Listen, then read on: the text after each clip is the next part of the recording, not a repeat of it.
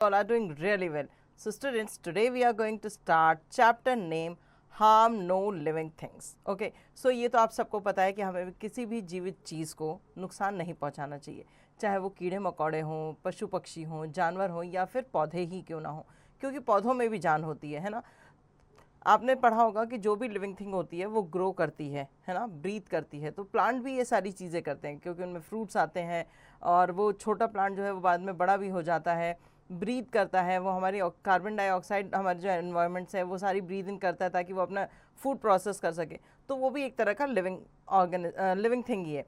तो इस चैप्टर में हमें इस चीज़ के बारे में ही पढ़ना है। एक वार्म अप एक्सरसाइज है वो कर लेते हैं। Let's warm up. Draw a picture of an elephant and colour it. यहाँ आपको एक एलिफेंट की पिक्चर बनानी है और उसे कलर करना है। ओके, चलिए फिर चैप्टर शुरू करते हैं। Harm no living thing. So यहाँ पर क्लियरली लिखा हुआ है, जैसा चैप्टर का नाम है, कि किसी भी लिविंग थिंग को हार्म ना करें। Let your hand harm no living thing. अपने हाथों को किसी भी जीवित चीज़ को नुकसान पहुँचाने से रोकें। Tread not on the busy ant or things that crawl or creep. किसी भी बिजी चीज़, जैसे जो एंट्स होती हैं, वो आपको क्या लगता है कि वो दिन भर इधर से उधर घूम रही है? नहीं, वो काम कर रही हैं, वो अपने सर्दियों का खाना इकट्ठा कर रही होती है। अपनी उनकी एक सिर्फ आप एक एंट को देते हो, मगर वो जो एंट है वो अपनी पूरी की पूरी फैमिली के लिए खाना लेके जा रही होती है। उनका एंट हील आप लोगों ने कभी देखा हो तो आपको पता होगा कि एक एंट जो घर बनाती हैं उसमें एक क्वीन होती है जो पूरी की पूरी एंट की जो फैमिली होती है या जिनकी कॉलोनीज़ होती हैं उनका वो ध्यान रखती है। इनमें जितनी भी एंट्स होती हैं वो बाहर जाती हैं, खाना ला के वो पूरी की पूरी कॉलोनीज़ के लिए इकट्ठा करती हैं। तो कभी भी रास्ते पे चलते हुए आपने एंट को देखा तो उंगली से उसे हिला दिया या उठा के कहीं और कर दिया, ऐसा ना करें, क्योंकि उनसे क्या होता है कि उनका एक वो रिदम में है, अपना काम कर रही हैं। वो जब आपको परेशान नहीं कर रही तो आप उनके रास्ते में आके उन्हें क्यों परेशान कर रहे हैं, है ना। किसी भी क्रॉल करने वाली, रेंगने वाली चीज़ या क्रीप करने वाली चीज़ों को आपको डिस्टर्ब नहीं करना चाहिए। Cause no mischief to those that fly. ना उनको जो फ्लाई करते हैं, लाइक बर्ड्स हो गए, या आप लोग जनरली क्या करते हो कि जब बटरफ्लाई देखते हो तो उसके पीछे दौड़ते हो, है ना। आप किसी हनी बी के पीछे कभी दौड़े हो? क्योंकि आपको पता है कि वो आपको हार्म पहुंचा देगी। बट बटरफ्लाई जो है वो बेचारी कुछ नहीं करती, वो अपना नेक्टर इधर से उधर फ्लावर्स से लेती रहती है और दिखने में सुंदर दिखती है, इसलिए वो आप उसकी तरफ अट्रैक्ट हो जाते हो और उसको जाके परेशान करना शुरू कर देते हो। तो आपको ऐसा नहीं करना चाहिए। वो भी लिविंग ऑर्गेनिज्म है, उनका भी एक स्पेस है इस अर्थ में। जैसे हम लोगों की एक जगह है वैसे उनकी भी एक जगह है। जैसे हमने जीने का पूरा हक है कि हम किसी भी तरह से शांति से जी सके, वैसे उन्हें भी है। Okay, now leave in peace watery creature. Watery creatures जो होते हैं, जो हमारी ये फिशेस होती हैं, टर्टल होते हैं, फ्रॉग्स होते हैं। आप यूजुअली क्या करते हो बरसातों में या रेन टाइम में, जब आप उसको देखते हो, टोड को देखते हो, तो उसे हिट करने की कोशिश करते हो कि वो उछले तो आपको मज़ा आएगा। बट ऐसा करने की ज़रूरत नहीं है। उन्हें भी इस आराम से रहने दें ताकि वो भी इस वाटरी क्रिएचर्स जो है वो भी इजीली अपनी लैंड पे या अपने अर्थ पे लिव कर सके। Now renew your spirit, soul and energy from provided plant that cure and heal.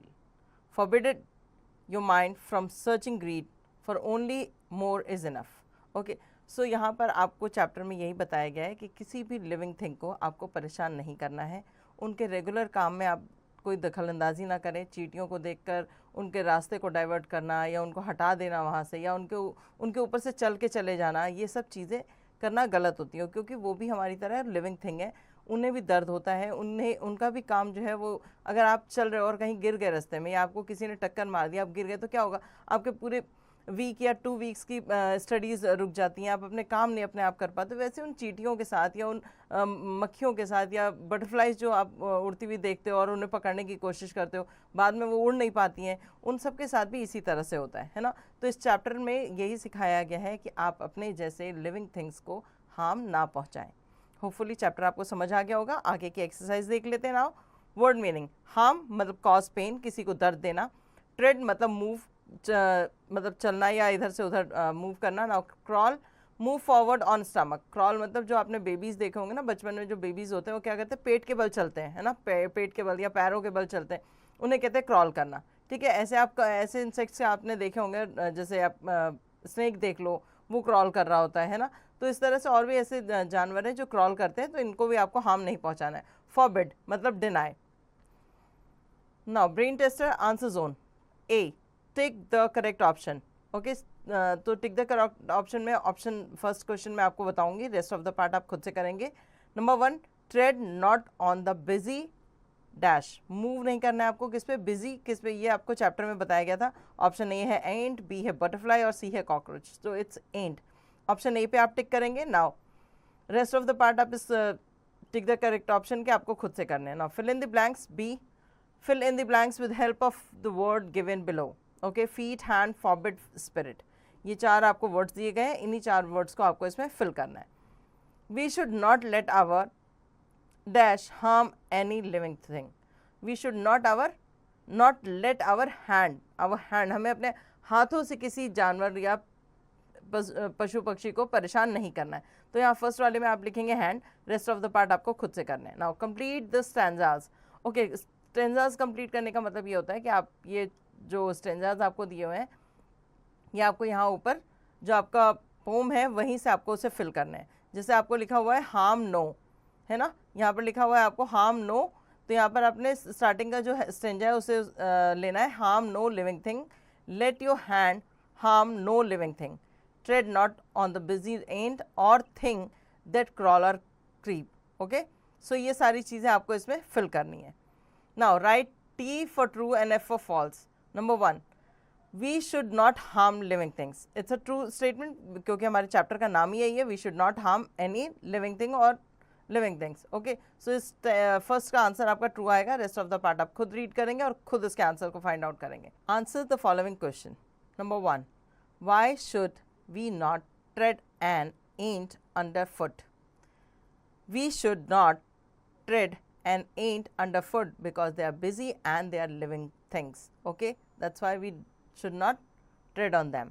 ऐसे ही आपको बाकी क्वेश्चंस के भी आंसर फाइंड आउट करने हैं। Now the grammar zone, add the suffix y, er, able, full, an and st to the word given with the brackets and fill in the blanks. Okay, so यहाँ suffix क्या होता है, हम word के last में इस तरह की चीज़ें ऐड करके उस वर्ड को चेंज कर देते, उसका मीनिंग चेंज कर देते।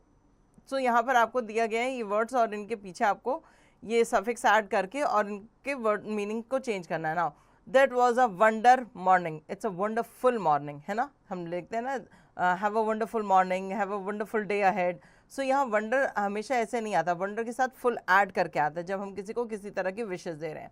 इस तरह से आप नीचे नंबर 2 पे है Kavita's father is famous painter, paint के साथ आप अर का सफिक्स ऐड करेंगे तो ये पेंटर बन जाएगा। ओके, पेंट मतलब होता है जो यूजुअली पेंट आप करते हैं, कलर जो होते हैं वो, और पेंटर जो उनका इस्तेमाल करके कुछ इनोवेटिव बनाता है, कुछ डिफरेंट बनाता है। ठीक है।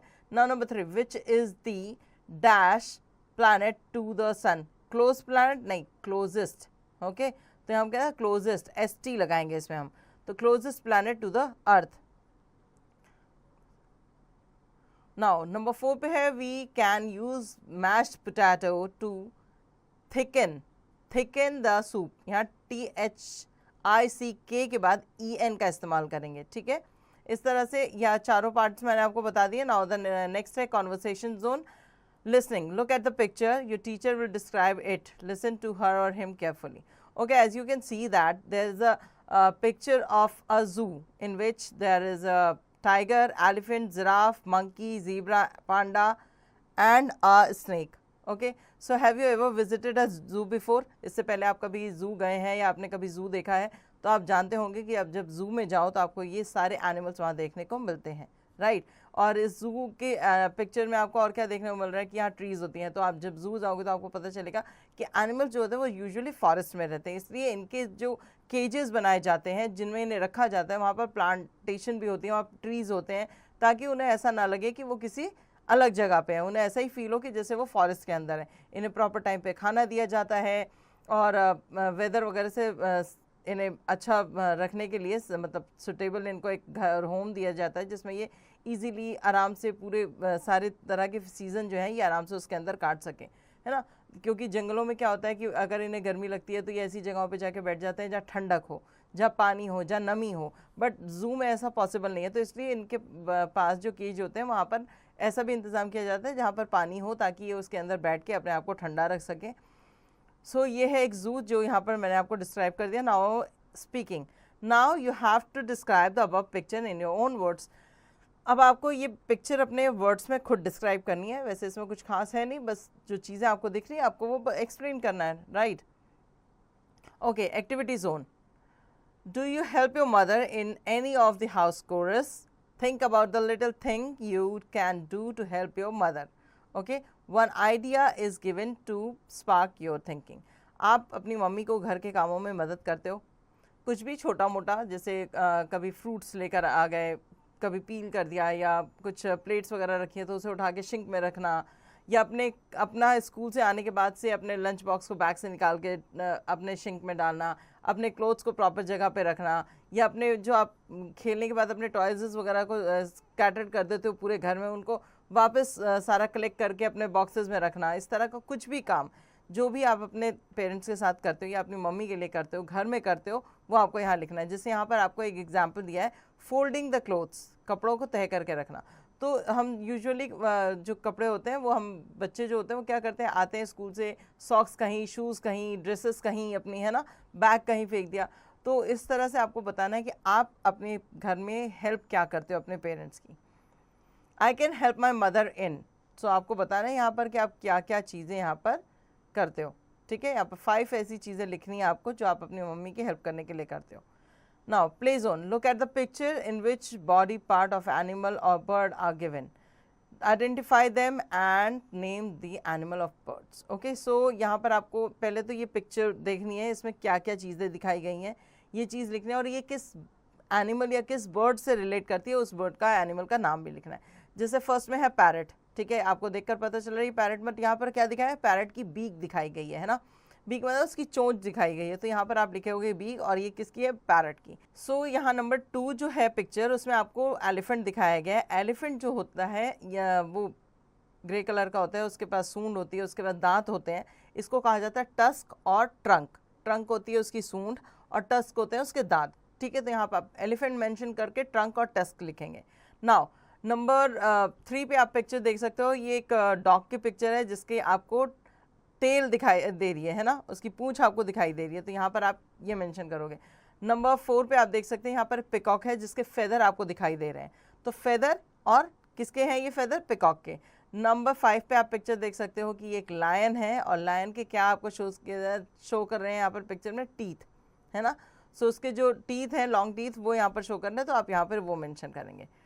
Okay, so hopefully student chapter आपको समझ आ गया होगा, जितनी भी एक्सरसाइज आपको बताई गई हैं आपने फिल कर ली होंगी। Rest start chapter name work of a foolish boy. ठीक है, एक फुलिश बॉय का काम क्या है इस स्टोरी में, ये हम पढ़ेंगे। बिफोर दैट हम एक वार्म अप एक्सरसाइज यहाँ वो कर लेते हैं। Let's warm up. Match the word with their opposites. Okay, opposite word जो है यहाँ पर आपको मैच करने हैं। तो फर्स्ट पे है प्रॉफिट। प्रॉफिट मतलब होता है फायदा, इसका उल्टा क्या होगा, लॉस। ठीक है, नुकसान। सी ऑप्शन से आप इसे मैच करेंगे। नंबर 2 पे है बोरो। बोरो का मतलब होता है उधार लेना, और नंबर इसको मैच करेंगे आप ए से, लेंड। लेंड मतलब कि देना, किसी को उधार देना। ठीक है, नंबर 3 पे है ब्लेस। ब्लेस मतलब होता है आप किसी को दुआ देते हैं, और कर्स मतलब होता है किसी को बददुआ देना, किसी के लिए बुरा बोलना। सो ई ऑप्शन से आप इसे मैच करेंगे। केयरलेस मतलब होता है कि लापरवाह। कॉशियस, एफ ऑप्शन जो है उसका मतलब होता है कि आप पूरा ध्यान से देख रहे हैं या कर रहे हैं काम, उसको कहते हैं कॉशियस। ओके ना। Number 5 spend. स्पेंड मतलब होता है खर्च करना, और बी ऑप्शन सेव मतलब होता है बचा के रखना, तो आप इसको बी के साथ मैच करेंगे। फॉरगिव। फॉरगिव का मतलब होता है आपका किसी को माफ़ कर देना, मगर अगर आप उसे माफ़ नहीं करते तो क्या करते हो, उसे ब्लेम करते हो, तो डी ऑप्शन ब्लेम से आप इसे मैच करेंगे। ओके, चलिए शुरू करते हैं। हम एक स्टोरी है यहाँ पर जैक नाम के लड़के की, देखते हैं इसमें क्या है। Jack was a poor boy who lived with his mother on a common. Jack's mother made her living by spinning, but Jack did not work at all, so that he was called Lazy Jack.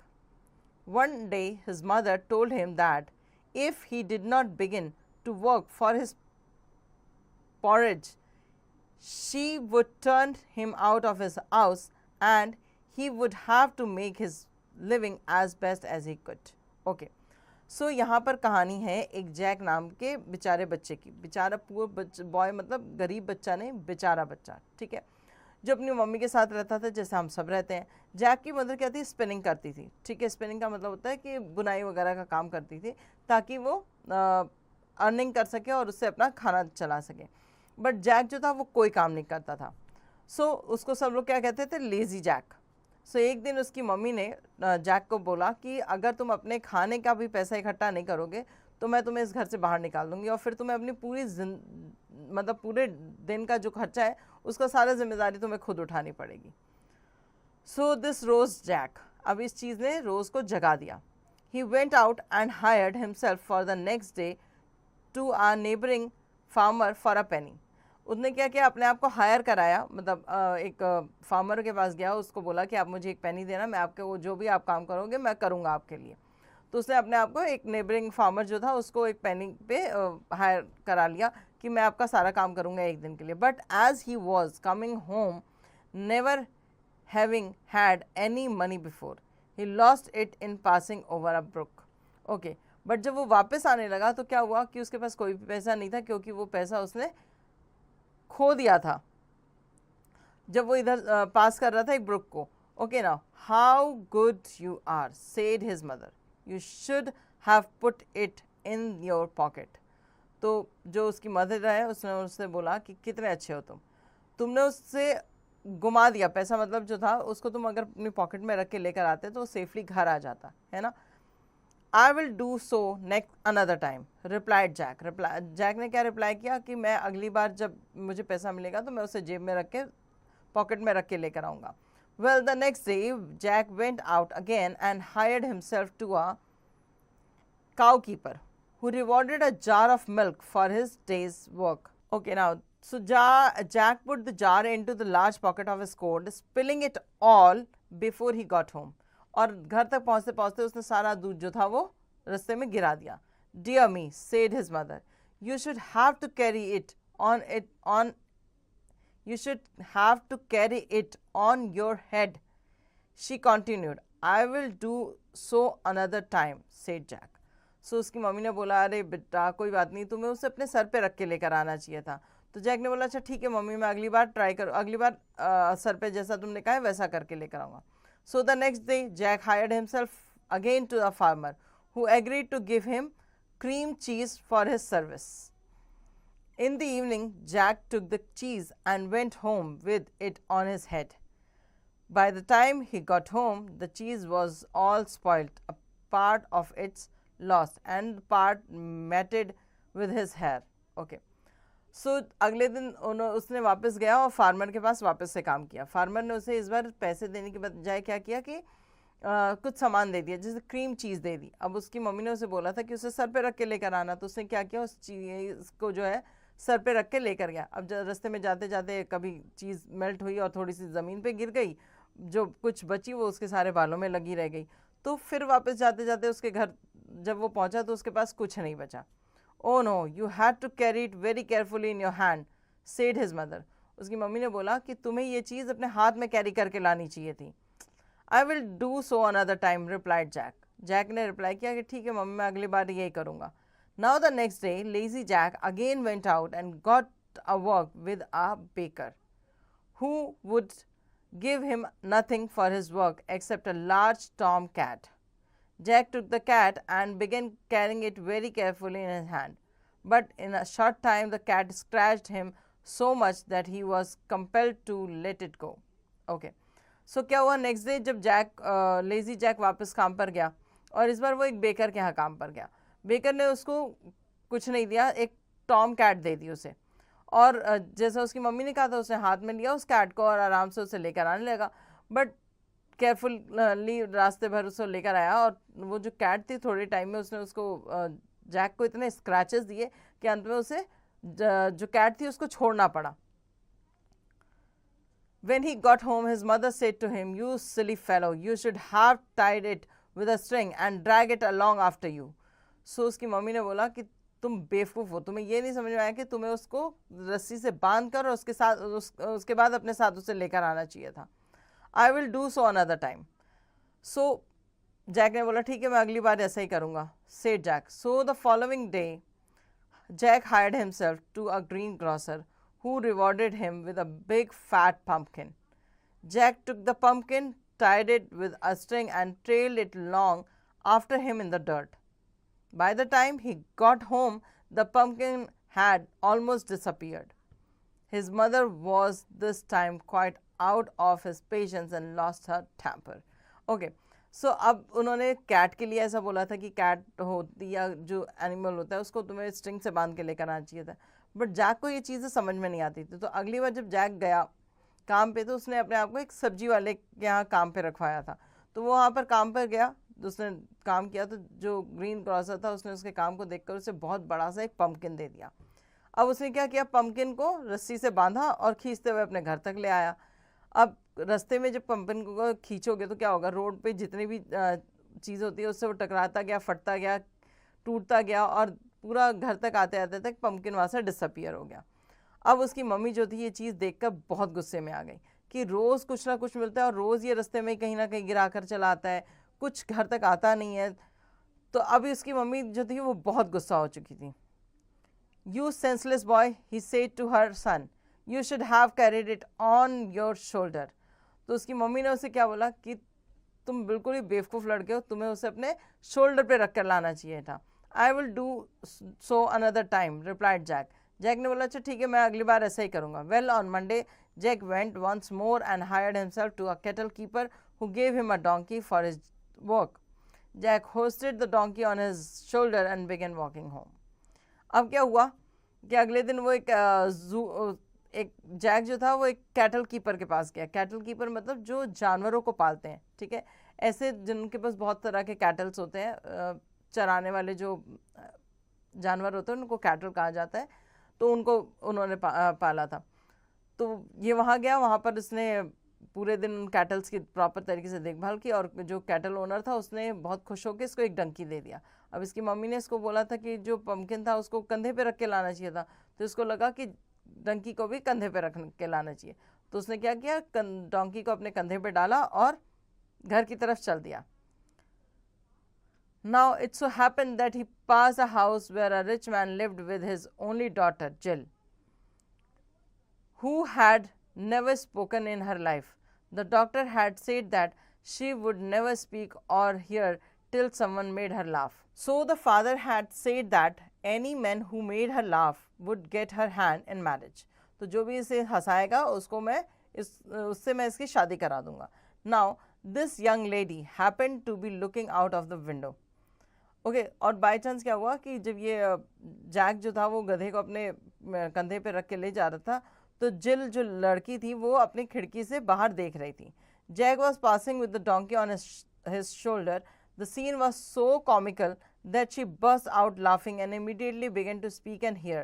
The father was overjoyed and fulfilled his promise by marrying her to Jack. And now Jack was a rich man. He lived in a large house with his wife and his mother in happiness. Okay, so अब क्या हुआ कि जो Jack था वो जब उस गधे को लेके जा रहा था और जिल ने उसे देखा तो उसको वो इतना फनी लगा कि वो बहुत ज़ोर ज़ोर से हंसी और उसके बाद से उसने बोलना और सुनना शुरू कर दिया। अब जैसा जो फादर थे उन्होंने प्रॉमिस किया था कि मैं उसकी शादी करा दूंगा, तो जो वो रिच मैन थे उसने उसकी जिल की शादी जो थी वो जैक के साथ करा दी। अब जैक जो था वो एक रिच मैन था, अब उसे कोई काम करने की ज़रूरत नहीं थी, उसके पास बहुत बड़ा घर था, वो अपनी वाइफ और अपनी मदर के साथ उस घर में बहुत हैप्पीली रहने लगा। तो यहाँ हमने स्टोरी में समझा कि आपको इससे समझ क्या मिली। पहली बात तो ये कि आपने इस पूरी स्टोरी से क्या समझ ली कि आप एक तो कोई काम करो तो पहले दिमाग लगा के करो। जैसे जैक जो था वो हर बार अपनी मम्मी से सुनता था और उसे किसी और चीज़ पे अप्लाई करता था, है ना। तो जो चीज़ जिस चीज़ के लिए बताई गई है उसको वहीं अप्लाई किया जाए।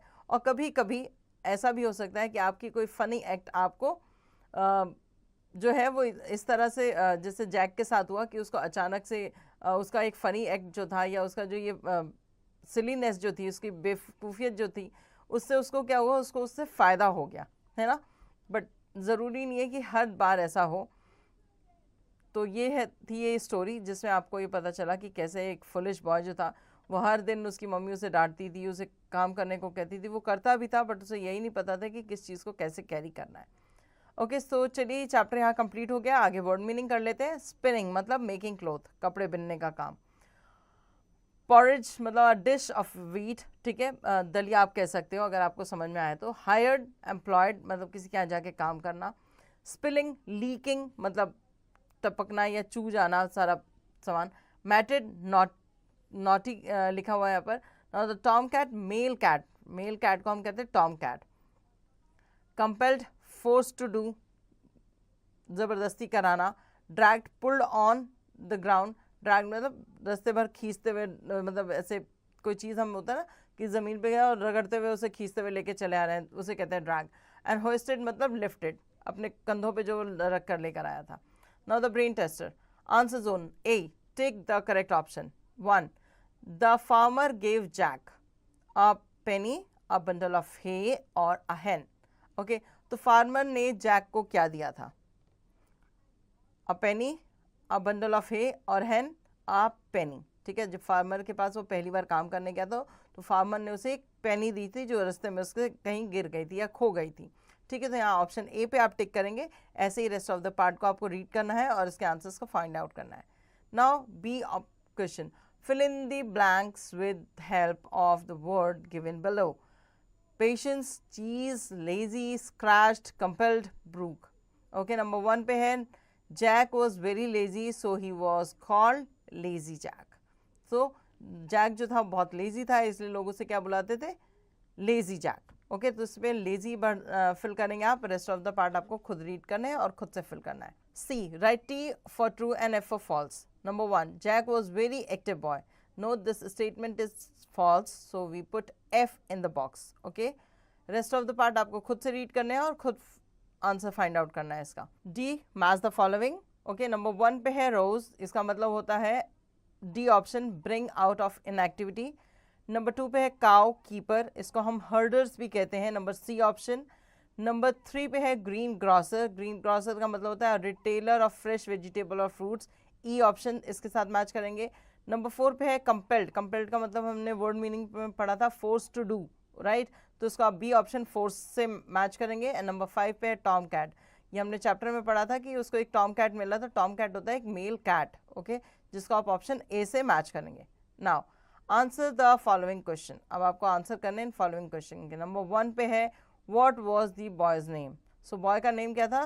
The boy name was Jack or lazy Jack, okay.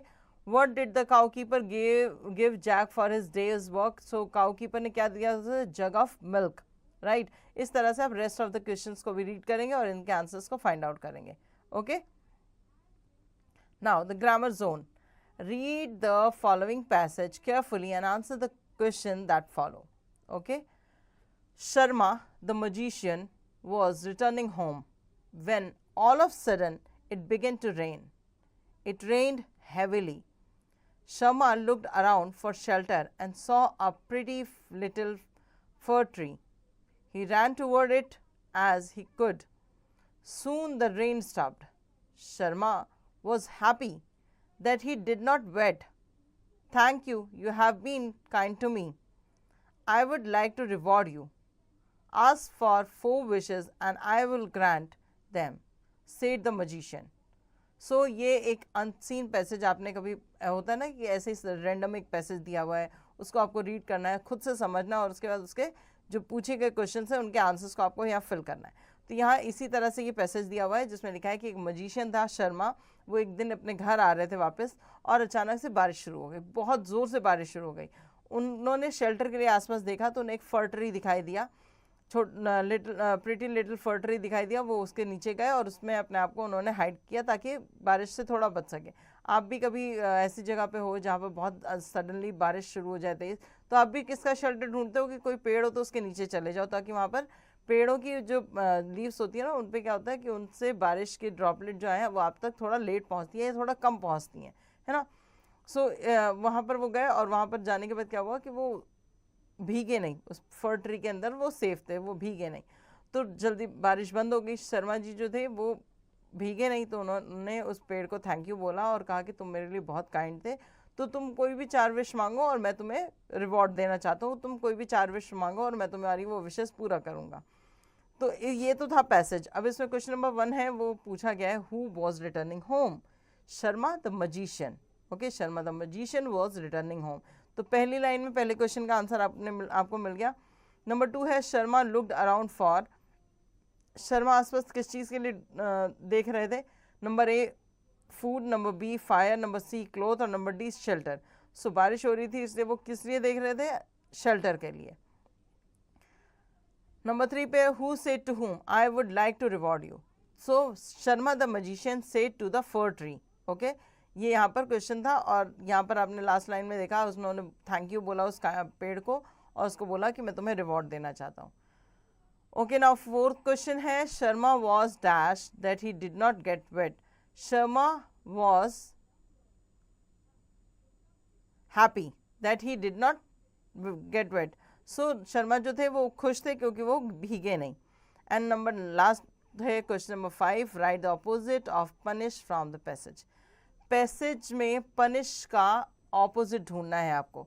ये मैं आपको नहीं बताऊंगी, ये बहुत इजी है। जब आप चैप्टर पढ़ेंगे तो आपको समझ में जब आप ये पैसेज पढ़ेंगे तो आपको बहुत क्लियरली समझ में आएगा कि पनिश का ऑपोजिट वर्ड यहाँ पर कहाँ लिखा हुआ है, तो ये आप खुद से ढूंढेंगे। Okay, now complete this similes with the word given in the box. Similes का मतलब होता है जो एक जैसा साउंड करे, ये एक जैसा जिसको हम कंपैरिजन कर सकते हैं कि ये इसकी तरह है, ये उसकी तरह है, तो हम इस चीज़ को हम क्या कहते हैं? सिमिलीज, जिसमें सिमिलैरिटीज हों। एज लाइट एज, किसकी तरह हल्का? यहाँ पर ऑप्शन दिए हैं आपको B rock, feather, lightning and honey. तो किसकी तरह हल्का? फेदर की तरह हल्का। As light as a feather. Okay, number 2 पे है एज ओल्ड एज अ, किसकी तरह ओल्ड होना मतलब एक ओल्ड जो होता है जैसे हमारे माउंटेन्स है, रॉक्स जो है वो क्या होते हैं? बहुत साल पुराने होते हैं, उनको देखकर हम नहीं बता सकते कि वो कितने पुराने हैं। तो हम किसी के ओल्डनेस की अगर हमें कंपैरिजन करनी है तो हम उसमें रॉक से कंपैरिजन करेंगे, as old as a rock. Okay, number 3 पे है as quick as a lightning. So जो लाइट्स होती है ना, लाइटनिंग जब ऊपर थंडरिंग होती है तो आपने देखा कितनी जल्दी गिरती हैं वो। Okay, as sweet as honey and as busy as a. Bee हैं पांचों के आंसर्स, आप इसे फिल कर लेंगे। Now the conversation zone, listening, listen to a story of Akbar and Birbal. Okay, आपको एक अकबर एंड बीरबल की स्टोरी सुननी है तो आप इसे यूट्यूब वगैरह पे सर्च करके भी सुन सकते हैं, आप अगर क्लास में चैप्टर पढ़ा होगा तो मैम आपको सुनाएंगे, आप वहाँ सुन सकते हैं। Now speaking, answer the following question, who was Akbar, who was Birbal. जब आप क्वेश्चन पढ़ोगे, आप जब ये स्टोरी पढ़ोगे तभी आप इस क्वेश्चन का आंसर दे सकते हो कि who was Akbar and who was Birbal. Okay, why did Akbar like Birbal and how can you say that Birbal was an intelligent man. तो आपको कोई भी एक अकबर और बीरबल की स्टोरी सुननी है और या रीड करनी है और उसके बाद इन क्वेश्चन के आंसर्स को फाइंड आउट करना है। Okay, activity zone, write how will you respond in the following situation.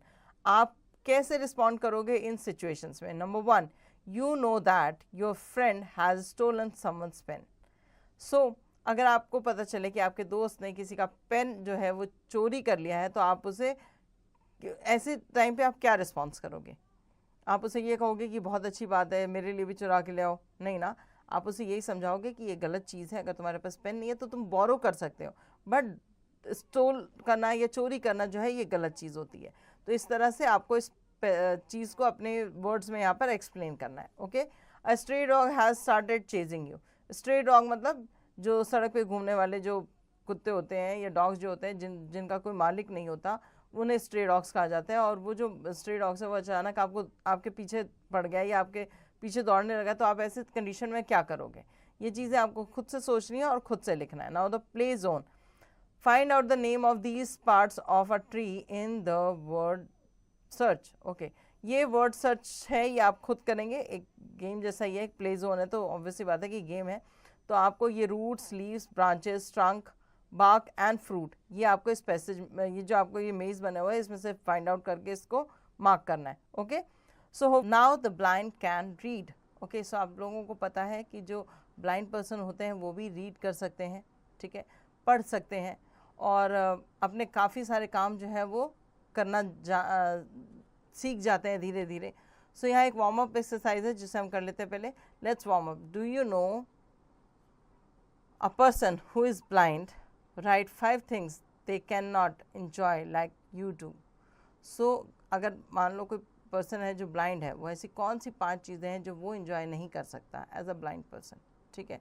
तो ये बहुत ईजी होगा क्योंकि ब्लाइंड पर्सन कोई भी कलर जो है या किसी भी वेदर का या धूप छाँव का, रात दिन का, इन सब चीज़ों का फ़र्क या इन सब चीज़ों का जो फील होता है वो नहीं फील कर पाते, देख नहीं पाते, है ना, एंजॉय नहीं कर पाते, सीनिक व्यू नहीं देख पाते। उन्हें पहाड़ों पे ले जाओ या उन्हें गर्मियों में रोड पे घुमा दो, उनके लिए सब एक चीज़ जैसा है, क्योंकि उन्हें कुछ दिख ही नहीं रहा तो उन्हें क्या पता चलेगा कि किस चीज़ की कैसी ब्यूटी है, बट वो फील कर सकते हैं, है ना। सो यहाँ पर आपको ऐसी कुछ 5 चीज़ें लिखनी है, ठीक है। यहाँ हम पढ़ने जा रहे हैं ब्रेल स्क्रिप्ट के बारे में, जिन्हें लुइस ब्रेल ने लिखा था, और देखते हैं इसमें क्या क्या हमें बताया गया है और कैसे इन लोगों ने ये चीज़ें डेवलप की। Okay, there was a time not long ago, एक समय था बट बहुत पुरानी बात नहीं है ये, when most people thought that the blind could never learn to read, जब लोग सोचते थे कि अंधे लोग कभी पढ़ना लिखना नहीं सीख सकते। People thought that the only way to read was as look at word with your eyes. So पहले लोग यही सोचते थे कि पढ़ने का सिर्फ एक ही तरीका है, शब्दों को अपनी आंखों से देखना। A young French boy named Louis Braille thought otherwise and made books meant for the blind. और लुइस ब्रेल नाम का एक फ्रेंच बॉय था जिसके लिए, जो देख नहीं पाते थे मगर उनके लिए ये चीज़ अलग तरीके से थी। उन्हें लगता था कि ऐसा नहीं है कि अंधे लोग जो हैं वो रीड करना या राइट करना नहीं सीख सकते या लर्न करना नहीं सीख सकते। तो उन्होंने एक ऐसी बुक बनाई जो अंधों के लिए थी, जो ब्लाइंड लोगों के लिए थी। द ईयर वॉज 1812, 1812 की बात है, मतलब बहुत, हाँ, अभी के टाइम के हिसाब से तो बहुत पुरानी बात है ये। In a small town near Paris 3-year-old Louis was playing in his father's workshop. So एक स्मॉल टाउन था पेरिस में, ठीक है, वहाँ पर 3 साल का एक बच्चा लुइस जो था वो अपने फादर की वर्कशॉप में खेल रहा था। Mister Braille made leather object and had many special tools. Little Louis often spend the day playing there. So जो मिस्टर ब्रेल थे वो लेदर का सामान बनाते थे, इसलिए उनके पास बहुत तरह के टूल्स हुआ करते थे। जो लिटिल लुइस था वो सारा दिन वहाँ खेलने में अपना बिताता था। छोटे बच्चे क्या करते हैं, सारा दिन खेलते ही हैं, तो ऐसे ही वो भी वहाँ खेलते रहते थे। Stay away from those nails, Mr. Braille instructed Louis. Mr. Braille ने लुइस से बोला कि उन नेल्स मतलब उन कीलों से दूर रहो। Louis nodded. लुइस ने मना कर दिया कि नहीं, ऐसा नहीं होगा। He looked intently at the things his father made. Curiously, little Louis also wanted to try his hand with the tools too. और उन्होंने मना किया कि नहीं, उन्हें तो उन नेल से खेलना है, और वो अपने फादर की बनाई हुई चीज़ों को देखते थे, छूते थे, समझते थे, तो उन्हें लगता था कि मुझे भी ऐसा कुछ बनाना है। क्यूरियोसिटी होती है ना, कोई भी आपके घर में कुछ कर रहा हो तो आप देखोगे जो छोटा बच्चा है ना वो दौड़ के जाता है देखने के लिए कि क्या हो रहा है, कैसे हो रहा है, और वो फिर कोशिश करता है कि मुझे भी दे दो, मैं भी ऐसे ही करूँगा। तो वो भी ऐसे ही 3 साल के बच्चे थे, तो उन्हें क्या समझ में आएगा, तो वो भी इसी तरह से कर रहे थे कि वो अपने पापा के टूल्स के साथ खेलना चाहते थे। He picked up an all, a sharp pointed stick with a wooden handle. Mister Braille used it to make holes in leather. While playing with the law, Louis' hand slipped. So he let out a loud cry. So क्या हुआ कि एक दिन एक all जो था, मतलब एक ऐसा पॉइंटेड वो होता है जिसमें लकड़ी लगी होती है और उसको मार मार के छेद किया जाता है लेदर में, ठीक है। Picked up an all, a sharp pointed stick with a wooden handle, जिसमें वुडन हैंडल होता है, ठीक है, और उससे उसे खोद के ना ऐसे छेद किया जाता है उसमें। तो मिस्टर ब्रेल जो थे उससे लेदर में होल करते थे। While playing with an all, वो हाथ से छूटा लुइस के और स्लिप कर गया, और बहुत ज़ोर से चिल्लाने की आवाज़ आई। Mister Braille rushed to his son, but damage was done. The all had damaged one of his Louis' eyes. So वो जो हाथ से उसके छूटा और उसकी आंखों में, लुइस की आंखों में लग गया। तो मिस्टर ब्रेल जब वो चिल्लाया, मिस्टर ब्रेल जब तक दौड़ के उसके पास तक जाते तब तक वहाँ पर डैमेज जो था वो हो चुका था। ऑल से उसकी एक आंख जो थी वो ख़राब हो गई थी। We are going to take you to a doctor, Mr. Braille cried, crying his son on the street.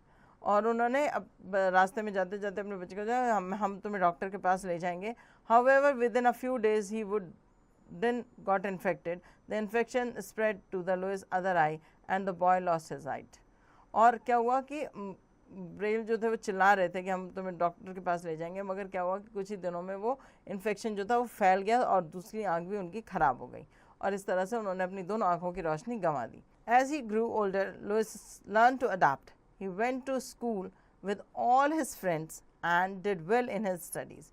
और जैसे जैसे लुइस बड़े हो रहे थे वैसे वैसे अडाप्ट कर रहे थे, फिर वो अपने दोस्तों के साथ स्कूल जाना शुरू हुए और वो काफ़ी अच्छी स्टडीज़ भी कर लेते थे। He was intelligent and creative, वो इंटेलिजेंट थे, समझदार थे और क्रिएटिव थे। Most importantly Louis was determined not to let his disability slow him down one bit. वो बिल्कुल नहीं चाहते थे कि उनकी जो डिसेबिलिटी थी या उनके अंदर ये जो कमी थी वो उन्हें किसी भी तरह से नीचे झुकाए या उन्हें पीछे रहने पे मजबूर कर दें। Soon Louis heard of a special school in Paris for blind student.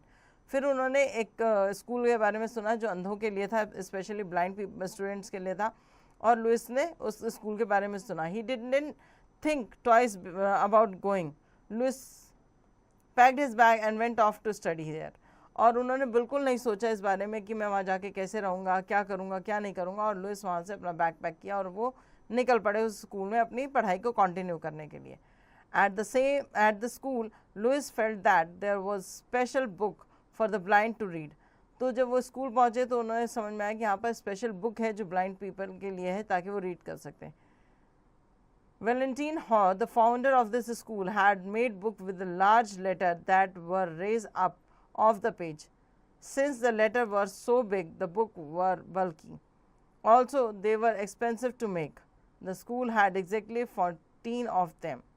तो वहाँ उन्हें जाके पता चला कि बुक्स जो हैं यहाँ पर रीडिंग के लिए बुक्स बनाई गई हैं। इन्होंने क्या किया था, जो अल्फ़ाबेट्स थे वो काफ़ी बड़े बनाए जाते थे ताकि प्रॉपरली टच करके समझा जा सके। प्लस ये जो अल्फ़ाबेट्स थे वो बड़े थे और पेपर पे से उभरे हुए थे। मगर क्या था कि ये बनाना बहुत मुश्किल होता था, तो इनके पास सिर्फ उसकी 14 कॉपीज़ ही थी। 14 ही इस तरह की बुक्स थी जिनको ये टच करके पढ़ सकते थे। Feeling each letter with his fingerprint, Lewis set about reading the book in the school library. However, this was a long and difficult task. It took a few seconds to read each word. So, by the time he reached the end of the sentence, Lewis almost forgot what the beginning of the sentence was about.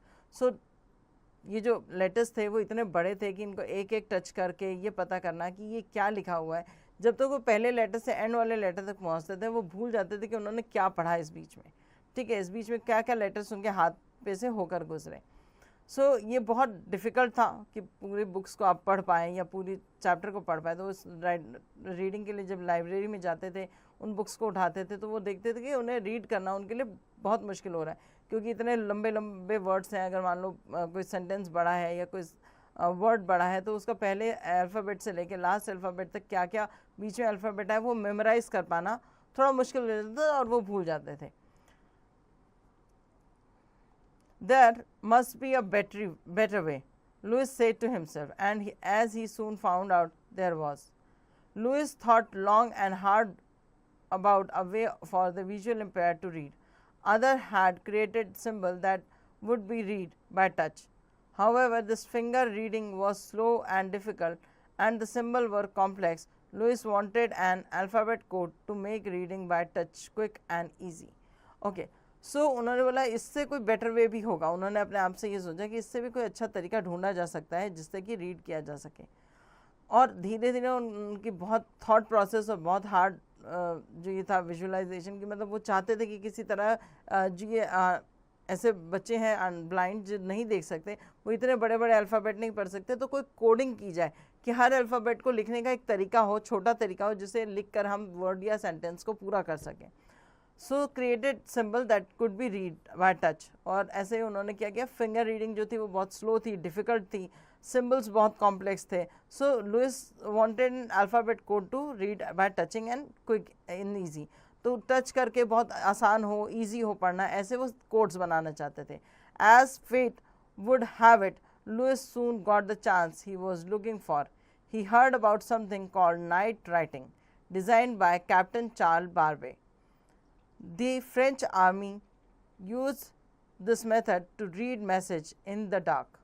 Okay, so एक faith मतलब जो किस्मत थी वो भी उनके साथ थी, उनको जल्दी पता चला कि चांस मिला उन्हें ये देखने का कि जो एक नाइट राइटिंग का एक पैटर्न है जो जिसे कहा जाता है, जिसमें क्या होता था कि जो कैप्टन चार्ल्स बारबे ने बनाया था, और इसमें क्या था, फ्रेंच आर्मी जो थी वो रात के समय इस चीज़ को यूज़ करती थी पढ़ने के लिए, डार्क में, जब अंधेरा हो जाता था, कुछ दिखाई नहीं देता था। At night soldier could not read written message because they would need light to read. तो वो रिटन मैसेजेस को पढ़ नहीं सकते थे रात के समय में, तो वो क्या करते थे, उन्होंने एक ऐसे मैसेज का तरीका बनाया जिससे कि वो कोड वर्ड्स के थ्रू ये जान लेते थे कि क्या लिखा गया है, टच करके, फील करके। If they lit a match the light might attract the enemy attention. अगर वो लाइट जलाएंगे तो क्या होगा कि जो एनिमीज़ हैं उनका अट्रैक्शन उनकी तरफ चला जाएगा। तो फ्रेंच आर्मी इस तरह का इस्तेमाल करती थी ताकि वो अपने मैसेजेस को पढ़ भी सके और किसी को पता भी न चले। Instead they use N alphabet code made up of small dot and dashes. तो स्मॉल डॉट और डैशेस से उन्होंने एक कोड्स बना लिए थे। The symbols were raised up of the paper so that soldier could read them by running their finger over them. Lewis tried out the code. He saw that it was good, but he wanted to improve it further. So Louis को जब इस बारे में पता चला तो उसने ये चीज़ देखी और ये देखा कि पेपर पे उठे हुए वो कोड्स होते थे, डॉट ऊपर डॉट नीचे डॉट स्लैश, इस तरह का इस्तेमाल करके वो लोग कोड वर्ड में पढ़ते थे चीज़ें। तो लुइस ने इस कोड को देखा, ट्राई किया और उन्होंने सोचा इसको और इम्प्रूव किया जा सकता है। On his next vacation home, Lewis spent all his time working on the system of writing. As he sat there in his father's leather shop, Lewis picked up one of the all. The idea came to him in a flash. The very tool that had caused him to go blind would now help him to read. सो जैसे वो vacation में अपने घर गए, अपना time उनका सारा इसी चीज़ में जाता था कि कैसे ये सिस्टम का जो है तरीका जो है राइटिंग का, इसको सुधारा जाए या ठीक किया जाए। तो वो अपने फादर की लेदर शॉप में बैठे हुए थे एक दिन और उन्होंने और जो जिसकी वजह से उनकी आँख ख़राब हुई थी, उन्होंने उसे उठाया और उनके दिमाग में एक आइडिया आया, क्यों नहीं कि जिस चीज़ से मेरी आँखें गई हैं, जिस चीज़ से मैं अंधा हुआ हूँ, वही चीज़ मुझे पढ़ने में अब हेल्प करे। Over the next few days, he worked on an alphabet made up entirely of 6 dots. 6 dots से वो alphabets बनाते थे. The position of the different dot created the same different letter of the alphabet. So जो different patterns का इस्तेमाल करते थे, position में डॉट्स अलग अलग जगह पे लगा के अलग अलग तरह के लेटर्स को ये क्रिएट करने की कोशिश कर रहे थे। Louis use a blunt awl to punch out a sentence. और लुइस ने क्या किया कि जो इनके फादर ने जो ऑल लिया हुआ था वो क्या था, वो शार्प था, पॉइंटेड था। तो इन्होंने जो ऑल लिया वो था ब्लंट, ताकि वो मारे तो सिर्फ गड्ढा और छेद ना निकले, इवन वो उठ जाए बस थोड़ा सा। Holding his breath he read it quickly. उन्होंने सांस मतलब अपनी सांस को रोके रोके में वो पढ़ लेते थे, वो इतना क्विक हो गया था। Everything made sense, his plan had worked out. और ये जो चीज़ें उन्होंने सोची, समझी, ढूंढी, मतलब पहले तो उन्होंने ये पता किया कि इस तरह की और कैसी लैंग्वेजेस जिसे कोड लैंग्वेजेस से हम सीख सकते हैं, प्लस उस कोड लैंग्वेजेस में क्या इंप्रूवमेंट की जा सकती है जिससे कि हम अल्फ़ाबेट्स को प्रॉपर्ली लिख सकें, उनके अलग अलग डॉट्स को अलग अलग जगह पे लिखकर हम ये पता कर सकें कि क्या हम पढ़ रहे हैं। और उसको उन्होंने पढ़ के जब देखा तो उन्हें लगा कि हाँ ये बहुत ईजी है, और फिर ये उनका आइडिया जो था वो काम कर गया। Lewis had invented a new system of reading and writing for the blind was only 15-year-old. जब वो 15 साल के थे तब उन्होंने ये चीज़ लुइस ने जो थी इन्वेंट कर दी थी। जो ये इनका प्लान था वो वर्क हो चुका था, काम कर चुका था। जब इन्होंने अपने लिए खुद लिखा, पढ़ने की कोशिश की, तब उन्हें समझ में आया कि ये काम करेगा। This system for reading and writing is used all over the world today. It is simply known as Braille. Okay so आज ये जो सिस्टम है रीडिंग का, राइटिंग का, ये आज पूरे वर्ल्ड में इस्तेमाल किया जा रहा है और इसे कहा जाता है Braille. Today the blind can read maps in Braille. और आज जो है मैप्स भी रीड किए जा सकते हैं इन ब्रेल, जो स्क्रिप्ट है उसके द्वारा। Special Braille computer enable them to work and connect with the online world. अब स्पेशल ब्रेल कंप्यूटर्स भी आ चुके हैं जिनके थ्रू ये अपने आप को इंटरनेट से कनेक्ट करके इंटरनेट पे भी बहुत सी चीज़ें ढूंढ सकते हैं, सर्च कर सकते हैं, रीड कर सकते हैं, काम कर सकते हैं। Since Louis loved music he also created a musical code in Braille. उन्होंने म्यूज़िकल कोड भी बनाए थे क्योंकि उन्हें म्यूज़िक बहुत पसंद था, इसलिए उन्होंने म्यूज़िकल कोड भी बनाए थे ब्रेल में। This help the blind read musical note and compose tune. और ये जो ब्लाइंड लोग थे उनको ये हेल्प करता था ताकि वो ब्रेल जो स्क्रिप्ट है उसके थ्रू ये म्यूज़िकल टोन्स को समझ सकें और उससे कोई ना कोई कंपोजिशंस प्रॉपरली निकाल सकें। A few year ago Indian issued a special ₹2 coin to mark the 200th birth anniversary of Louis Braille. कुछ साल पहले इंडिया ने एक इशू किया था ₹2 का सिक्का या कॉइन जिसमें 200 बर्थ एनिवर्सरी थी लुइस ब्रेल की. The coin bear his portrait and also has his name written in Braille. Braille script में उनका नाम भी लिखा गया था उस पर और उनकी इमेज भी उस पर बनाई गई थी. In many countries there are Braille symbols on currency note. कई कंट्रीज़ में ब्रेल सिम्बल्स जो हैं वो करेंसी नोट्स पे होते हैं. This help the blind identify the value of the note. और ये उसे मदद करते हैं कि जो नोट जो है वो कितने का है. हेल्प करते हैं ब्लाइंड पीपल को कि उनकी वैल्यू क्या है, मतलब वो टच करके पता कर सकते हैं कि 100 बक्स हैं, 200 बक्स हैं, 20 बक्स है, कितना बक्स हैं ये. Okay, now however all this was possible only because of a blind boy with a dream. Louis Braille not only achieved his dream to read and write but also helped thousands across the world to read and write. So जो ये possible तभी हुआ. ये कैसे possible है? जब एक अंधे लड़के ने एक सपना देखा. वो सपना जो लुइस ब्रेल ने देखा, अब एक अचीव किया उस ड्रीम को, और उससे वो खुद ही नहीं, उन्होंने अपने जैसे बहुत हज़ारों लाखों लोगों को ये बेनिफिट पहुंचाया कि वो रीड कर सके, राइट कर सके, लिख सके और पढ़ सके. अगर आप जानना चाहते हो कि किस तरह से ब्रेल स्क्रिप्ट पढ़ के ये जो लोग हैं, तो इस तरह के आप वीडियोस जो हैं सर्च कर सकते हो. या एक इंडियन मूवी है श्रीकांत, उसको भी आप सर्च कर सकते हो कि कैसे एक अंधे लड़के ने पढ़ के साइंस स्ट्रीम से एजुकेशन ली और उसके बाद उन्होंने अपनी लाइफ जो है वो कैसे आगे सक्सेसफुल बनाई. तो इस तरह की और भी बहुत सी मूवीज़ आपको बहुत मिल जाएंगी जिसमें आपको ये पता चल सकेगा कि बेसिकली जो ये ब्रेल स्क्रिप्ट है वो कैसी होती है, लोग कैसे टच करके इसको रीड करते हैं, और इसमें हर तरह की इन्फॉर्मेशन दी गई होती है. ये बहुत लिमिटेड नहीं है, हर तरह की इन्फॉर्मेशन जो एक आँख वाला इंसान पढ़ सकता है, देख सकता है, लिख सकता है, ऐसी सारी इन्फॉर्मेशन इस ब्रेल स्क्रिप्ट के थ्रू लिखकर बच्चों तक पहुँचाई जा रही है जो ब्लाइंड पीपल्स हैं उनके पास. तो जो लुइस ब्रेल थे उन्होंने काफ़ी कम उम्र में इस चीज़ को डेवलप किया, उसके लिए उन्होंने बहुत मेहनत की, क्योंकि उनके अंदर खुद इच्छा थी पढ़ने की, खुद इच्छा थी जानने की. इसलिए उन्होंने अपनी सुविधा के लिए, अपने लिए और अपने जैसों के लिए ये काम किया और एक मिसाल कायम कर दी कि एक अंधा लड़का भी लोग अपने ही कम्युनिटी के लिए इस तरह से बुक्स डेवलप कर सकता था जिसमें उन्हें हर तरह की नॉलेज मिल सके. सो ये थी एक स्टोरी जो काफ़ी इंटरेस्टिंग भी थी, और इसमें भी आपको एक सीख मिलती है कि अगर आप चाहें तो आपके अंदर कितनी भी कमियां हों, कितनी भी खामियां हों, आपको जो अचीव करना है वो आप अचीव कर सकते हो, सिर्फ अपने खुद के लिए भी और अपने आसपास अपने जैसों के लिए भी, है ना. सो आपको ये बस ध्यान रखना है कि आपका मोटिव, आपका लक्ष्य जो है वो क्लियर होना चाहिए. आपको उसको करने की इच्छा होनी चाहिए, अंदर से होना चाहिए कि मुझे ये करना है, तभी आप उस चीज़ को कंप्लीट कर पाओगे. तो चलिए आगे वर्ड मीनिंग्स देख लेते हैं. Otherwise opposite, nodded, moved head up and down, and yes, nodded. ठीक है ना. Awl, a sharp pointed tool. Creative, found of making new things. Bulky, heavy. Impaired, not usable in a flash immediately. Okay, brain tester है. Number 1 answer zone. Number A, tick the correct option. In the year, the year was dash in a small town near Paris. 3-year-old Louis was playing with his in his father's workshop. So कौन सा year था वो जिसमें ये story हमें सुनाई गई?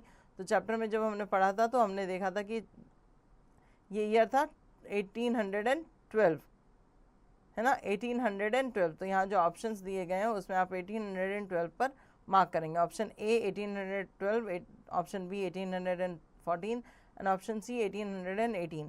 सो 1812 पे आपको यहाँ पर टिक करना है. रेस्ट ऑफ द क्वेश्चन आप रीड करेंगे और इसके आंसर फाइंड आउट करेंगे. Now fill in the blanks with the help of word given below. Written alphabet, read, system, infection. Number 1, the dash spread to Louis' other eyes and the boy become blind. So इसका answer है infection. सो एक आँख का जो infection था वो दूसरी आँख तक फैला और बच्चा जो था वो अंधा हो गया. सो आंसर क्वेश्चन 1 का आंसर है इन्फेक्शन. ऐसे ही आप बाकी को रीड करेंगे और उसके आंसर्स को फाइंड आउट करेंगे. Write T for true and F for false. Number 1, Louis did not want to read. So this is totally a wrong statement. Louis पढ़ना नहीं चाहते तो वो ब्रेल स्क्रिप्ट क्यों बनाते, है ना. So this is a false statement. यहाँ आप F मार्क करेंगे इस बॉक्स में. ऐसे आप रीड करेंगे बाकी के और इसके आंसर्स को भी खुद फाइंड आउट करेंगे. Match the following in a flash. Okay, match करना है यहाँ पर फॉलोइंग्स को। यहाँ देख लेते हैं कि क्या लिखा है। इन अ फ्लैश, नंबर 2 पे अचीव, नंबर 3 पे बल्कि, नंबर 4 पे अडाप्ट एंड नंबर 5 पे ब्लंट। ओके, नंबर ए पे है गेंड, नंबर बी पे है large and heavy, number C पे है एक्सेप्ट, नंबर डी पे है not sharp and number E पे है सडनली। ओके, सो यहाँ पे आपको इनके सिमिलर मीनिंग्स के साथ मैच करना है। Okay, in a flash suddenly, achieved gained, bulky large and heavy, adapt accept and blunt मतलब नॉट शार्प। इस तरह से आप इसे मैच करेंगे। ओके, हु सेड टू हुम, ई में है आपको who said to whom. Number 1 पे stay away from those nails, ये मिस्टर ब्रेल ने कहा था किससे, लुइस से। ठीक है, ऐसे ही आप बाकी के भी आंसर्स को फाइंड आउट कर लेंगे कि we are going to take you to the doctor, ये किसने किससे कहा था। There must be a better way, ये भी किसने किससे कहा था। ये आप चैप्टर रीड करेंगे तो आपको पता चल जाएगा। Answer the following question. So आपको क्वेश्चन आंसर में पूछा गया है। नंबर 1 क्वेश्चन है where was Louis Braille born, है ना सर। लुइस ब्रेल कहाँ बॉर्न हुए थे, तो यहाँ पर आपको आंसर दिया हुआ है चैप्टर में। जब आप ऊपर देखेंगे, the year was 1812 in a small town near Paris. ठीक है, सो ये कहाँ बॉर्न हुए थे, स्मॉल टाउन था पेरिस का, उस वहाँ बॉर्न हुए थे ये। ओके, सो इसको आपको सिर्फ इतना सा ही मार्क करना है यहाँ पर, और इसे आप अपने आंसर में लिख देंगे। ऐसे आप बाकी क्वेश्चन के आंसर भी अपने चैप्टर में रीड करके फाइंड आउट करें। Now grammar zone, fill in the blanks with a an or the. ये आर्टिकल्स हैं जो आपको यहाँ पर फिल करने हैं। ठीक है, आपको पता है ए कब लगता है, एन कब लगता है और द कब लगता है।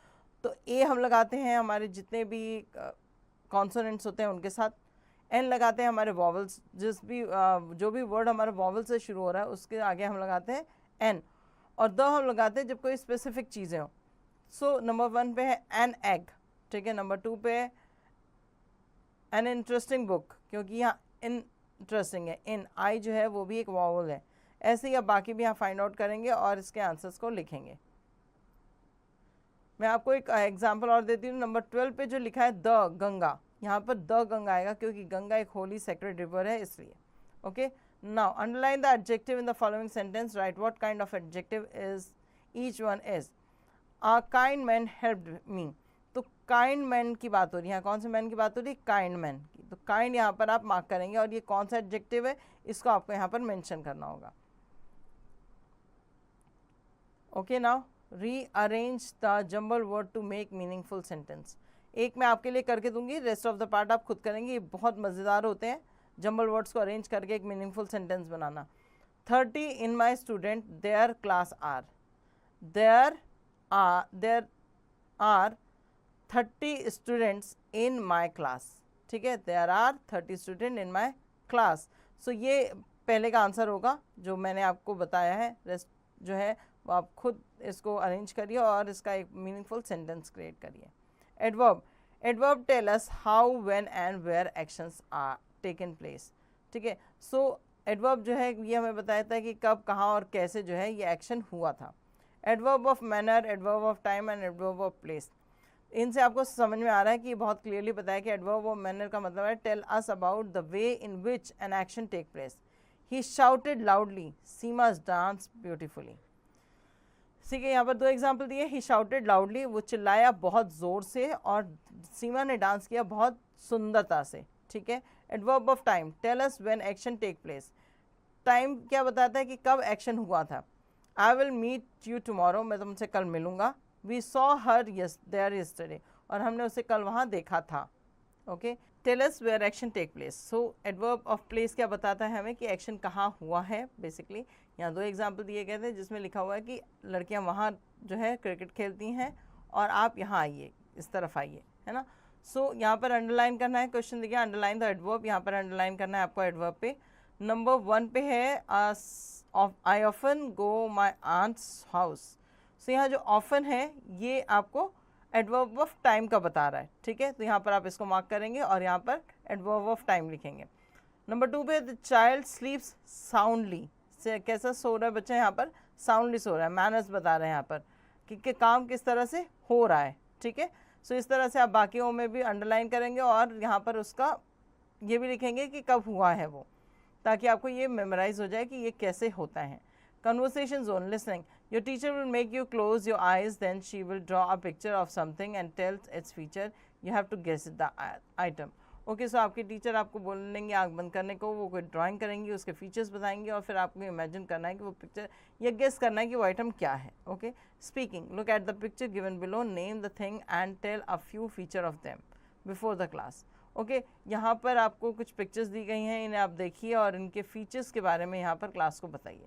लाइक कि एक जो फ़ोन होता है हमारे पास, जो मोबाइल फ़ोन्स होते हैं, इनका क्या इस्तेमाल है, इनमें क्या फ्यूचर्स हैं, फ्यू फीचर्स आपको इनके बताने हैं अपनी क्लास के सामने. फिर बर्गर है और लास्ट में कैमरा है. Activity zone. Now right a small paragraph on the problem faced by the blind people. Blind लोगों के द्वारा कैसी कैसी प्रॉब्लम्स का सामना करना पड़ता है उन्हें, वो आपको यहाँ पर लिखना है. Play zone. One morning you wake up and find yourself in a wonderland. Describe your experience there in the class. अपने आप को इमेजिन करना है कि एक दिन आप आँख खोलते हो और उठते हो और एक वंडरलैंड में उठते हो, ऐसी जगह जो बहुत अच्छी है, जहाँ आप जैसा चाहते हो वैसे टॉयज़ हैं, बहुत सारी चॉकलेट, आइसक्रीम, कैंडीज़ हैं, जो जैसी भी आपकी एक इमेजिनरी दुनिया हो सकती है वो, और आपको उस एक्सपीरियंस के बारे में बताना है यहाँ पर. ठीक है, तो होपफुली स्टूडेंट चैप्टर आपको बहुत अच्छे से समझ आ गया होगा. जितनी एक्सरसाइजेस आपको कराई गई हैं आपने मार्क कर ली होंगी. पेंडिंग एक्सरसाइजेस को आप read. The wise fool. Wise और फूल दोनों एक साथ कैसे हो सकता है, तो ये तो हम चैप्टर पढ़ के ही जानेंगे कि इस चैप्टर का नाम द वाइज फूल क्यों रखा गया है. ठीक है, उससे पहले हम देख लेते हैं. Let's warm up. Think about the vegetable you like and you don't like. Right the name in both the columns. Vegetable जो आपको पसंद है और जो वेजिटेबल आपको पसंद नहीं है, इन दोनों चीज़ों का नाम आपको यहाँ पर लिखना है. ठीक है. The wisdom of God. Chapter का ओरिजिनल नेम तो कहा जाए तो यही है, द विजडम ऑफ गॉड. चलिए देखते हैं इसमें क्या है. One hot day Mulla Nasruddin was resting in the shade of a walnut tree. After while he saw some vine planted in a nearby field with huge pumpkins growing on them. Okay, so एक दिन एक बहुत गर्मी का दिन था और मुल्ला नजरुद्दीन जो थे वो रेस्ट कर रहे थे एक वॉलनट ट्री के नीचे. वॉलनट मतलब अखरोट के पेड़ के नीचे वो आराम फरमा रहे थे. तो क्या हुआ, कुछ समय बाद उन्होंने देखा कि आसपास में एक वाइन प्लांट किया गया. वाइन मतलब ऐसे पौधे या ऐसे प्लांट जो रिंग ज़मीन पे फैलते हैं, है ना वो ऊपर पेड़ की तरह फैलते हैं, ना वो श्रब्स या हर्ब्स की तरह होते हैं कि छोटे पौधे या बड़े पौधे. नहीं, वो उनकी जितनी भी फैलावट होती है, जितने भी उसमें निकलता है, वो सारा ज़मीन पे ही फैला रहता है. तो ऐसी चीज़ों को वाइन कहा जाता है. ठीक है, वाइन प्लांटेड था वहाँ पर और नियर बाय फील्ड में, और उन्होंने वहाँ देखा एक ह्यूज पम्पकिन, बड़ा सा पम्पकिन उनमें उग रहा था. Looking up at the big and sturdy walnut tree he wondered, God is great, but I wondered why such a small walnut should be growing on such a huge tree with a thick stem and strong branches. These branches could easily carry the great pumpkin that grow on the weak and delicate vines in that field. Okay, so एक बड़े से इतने बड़े से, जो आपने कभी walnut का अगर पेड़ देखा हो तो वॉलनट का पेड़ बहुत बड़ा, बहुत स्ट्रांग होता है. उसके जो ट्रंक्स होते हैं, जो उसकी ब्रांचेस होती हैं, बहुत स्ट्रांग होती हैं. उस पर वो इतना छोटा सा फ्रूट लगता है, मतलब वॉलनट जो है इतना छोटा सा फ्रूट लग रहा है. तो उसे देखकर उन्हें लगा कि भगवान भी गज़ब है कि इतने छोटे से स्मॉल से वॉलनट के लिए इतना बड़ा सा पेड़ दे दिए, जबकि इसके जो स्टेम है, इसकी थिकनेस है, उसके हिसाब से तो ये पम्पकिन भी कैरी कर सकता था. This branches could easily carry great pumpkin that grow on the weak. जबकि ये जो पम्पकिन है वो बेचारा इस वीक सी जो वाइन है उस पर उग रहा है, या फील्ड में ऐसे ज़मीन पे उगा है. The vines are unable to bear the weight of their own fruit. जबकि ये जो वाइन्स हैं इनके अंदर खुद ही इतनी जाननी है कि अपने फ्रूट को कैरी कर सकते हैं, इसलिए वो ज़मीन का सहारा लेते हैं. Some time I just unable to understand the ways of God. तो उन्होंने, मैं तो कई बार आश्चर्यचकित रहता हूँ कि भगवान ने क्या बनाई है, कैसी चीज़ें बनाई हैं. Thinking this Mulla Nasruddin dozed of.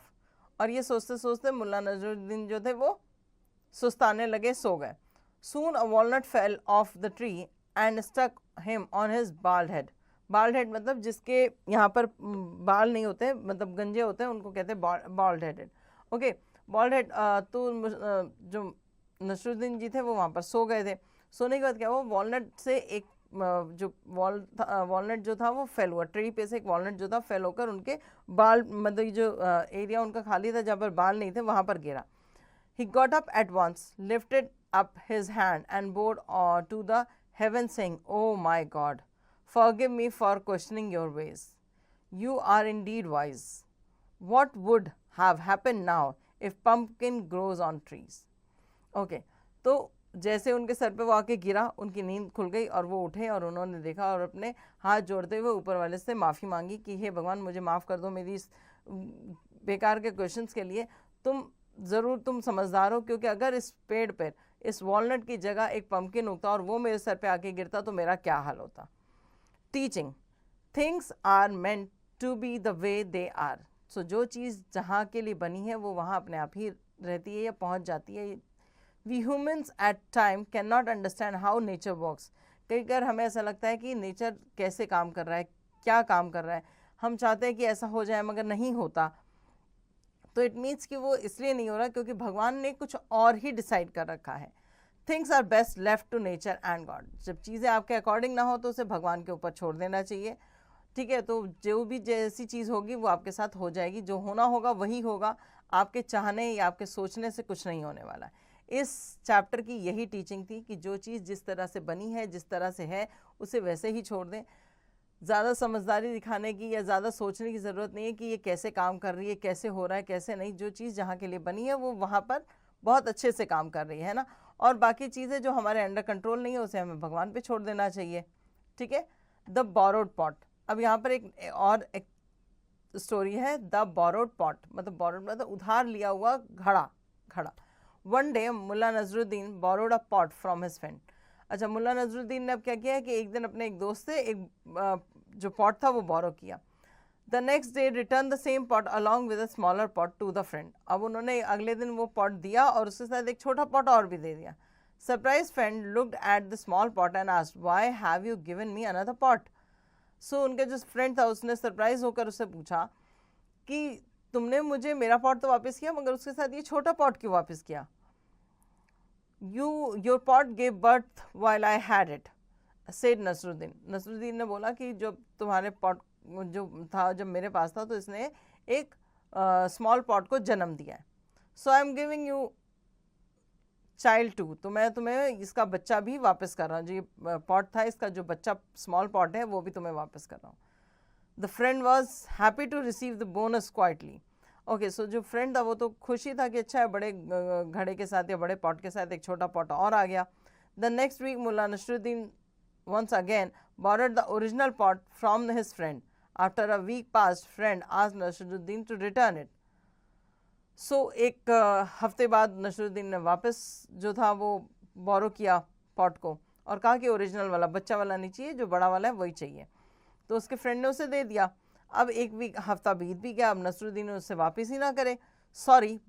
तो नसरुद्दीन से उसने पूछा कि भाई मेरा वापस करो. तो नसरुद्दीन ने उसे बोला, sorry but I can not. Said Nasruddin, why not, asked the friend. Well, Nasruddin answered, I hate to be the bearer of bad news but your pot has died. So Nasruddin ने बोला कि भाई मुझे माफ़ करो, मैं तुम्हें नहीं दे सकता. उसने बोला क्यों नहीं दे सकते. उसके फ्रेंड ने उससे पूछा कि तुम मुझे मेरा पॉट वापस क्यों नहीं कर सकते. तो नसरुद्दीन ने कहा कि मुझे बहुत बुरा लग रहा है कहते हुए, मगर तुम्हारा पॉट जो है वो मर गया है. तो what, cried the friend in disbelief. He yelled, how can a pot die. तो उन्होंने बोला कि पॉट तो उसने बोला कि पॉट मर गया. तो उनका जो दोस्त था वो चिल्लाने लगा, उसे बिलीव ही नहीं हो कि उसका पॉट मर सकता है. उन्होंने पूछा कि पॉट कैसे मर सकता है. So well, you believed it gave birth, said Nasruddin. So why is it that you cannot believe it died. So why is it that you cannot believe it died? So उन्होंने बोला कि तुम ये believe कर सकते हो कि जो तुम्हारा पॉट था उसने एक बेबी स्मॉल पॉट को बर्थ दिया, ये जन्म दिया, मगर ये बिलीव नहीं कर सकते कि वो जो जन्म देने वाला पॉट है वो मर भी सकता है. सो यहाँ की जो चैप्टर की टीचिंग है वो ये है, teaching do not be greedy, you will lose more than you gain. So greedy मत बनो, लालची मत बनो. ऐसा ना हो कि छोटा सा सामान पाया और ज़्यादा सामान खो दिया, है ना. सो हमेशा जितना तुम्हारा है उसी को अपने पास रखो. ज़्यादा की लालच में नुकसान ही होता है हमेशा.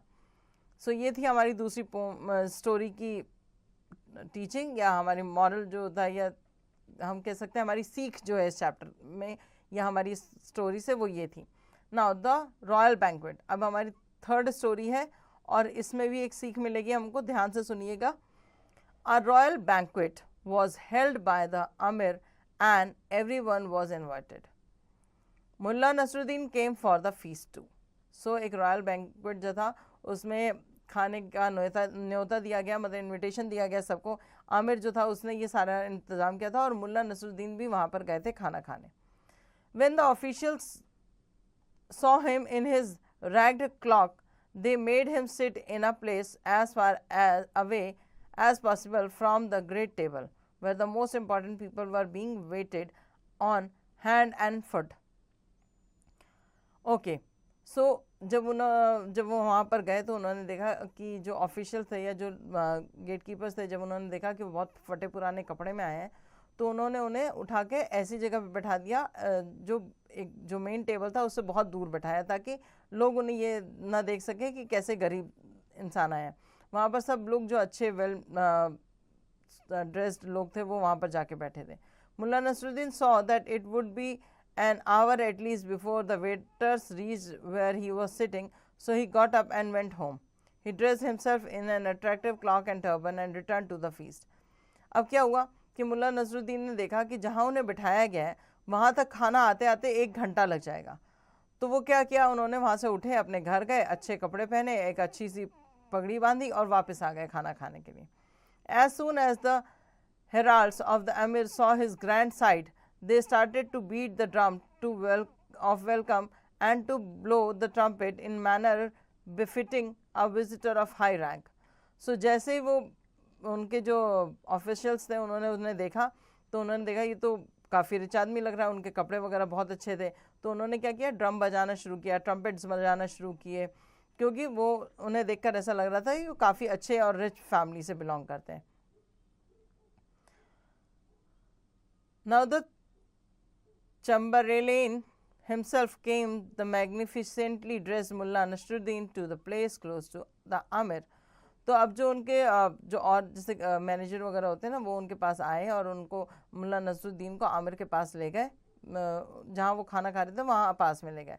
A delicious dish was immediately placed before him without a pause. और बिना किसी इंतज़ार के उनके सामने खाना जो था वो अच्छा सा खाना परोस दिया गया। Mulla Nasruddin began to rub handful of it onto his turban and cloak. The Amir said, "Your way of eating is new to me. Nothing special," said Mullah Nasruddin. "It was because of the clock that I was allowed to come in here. It was also the clock that got me the food.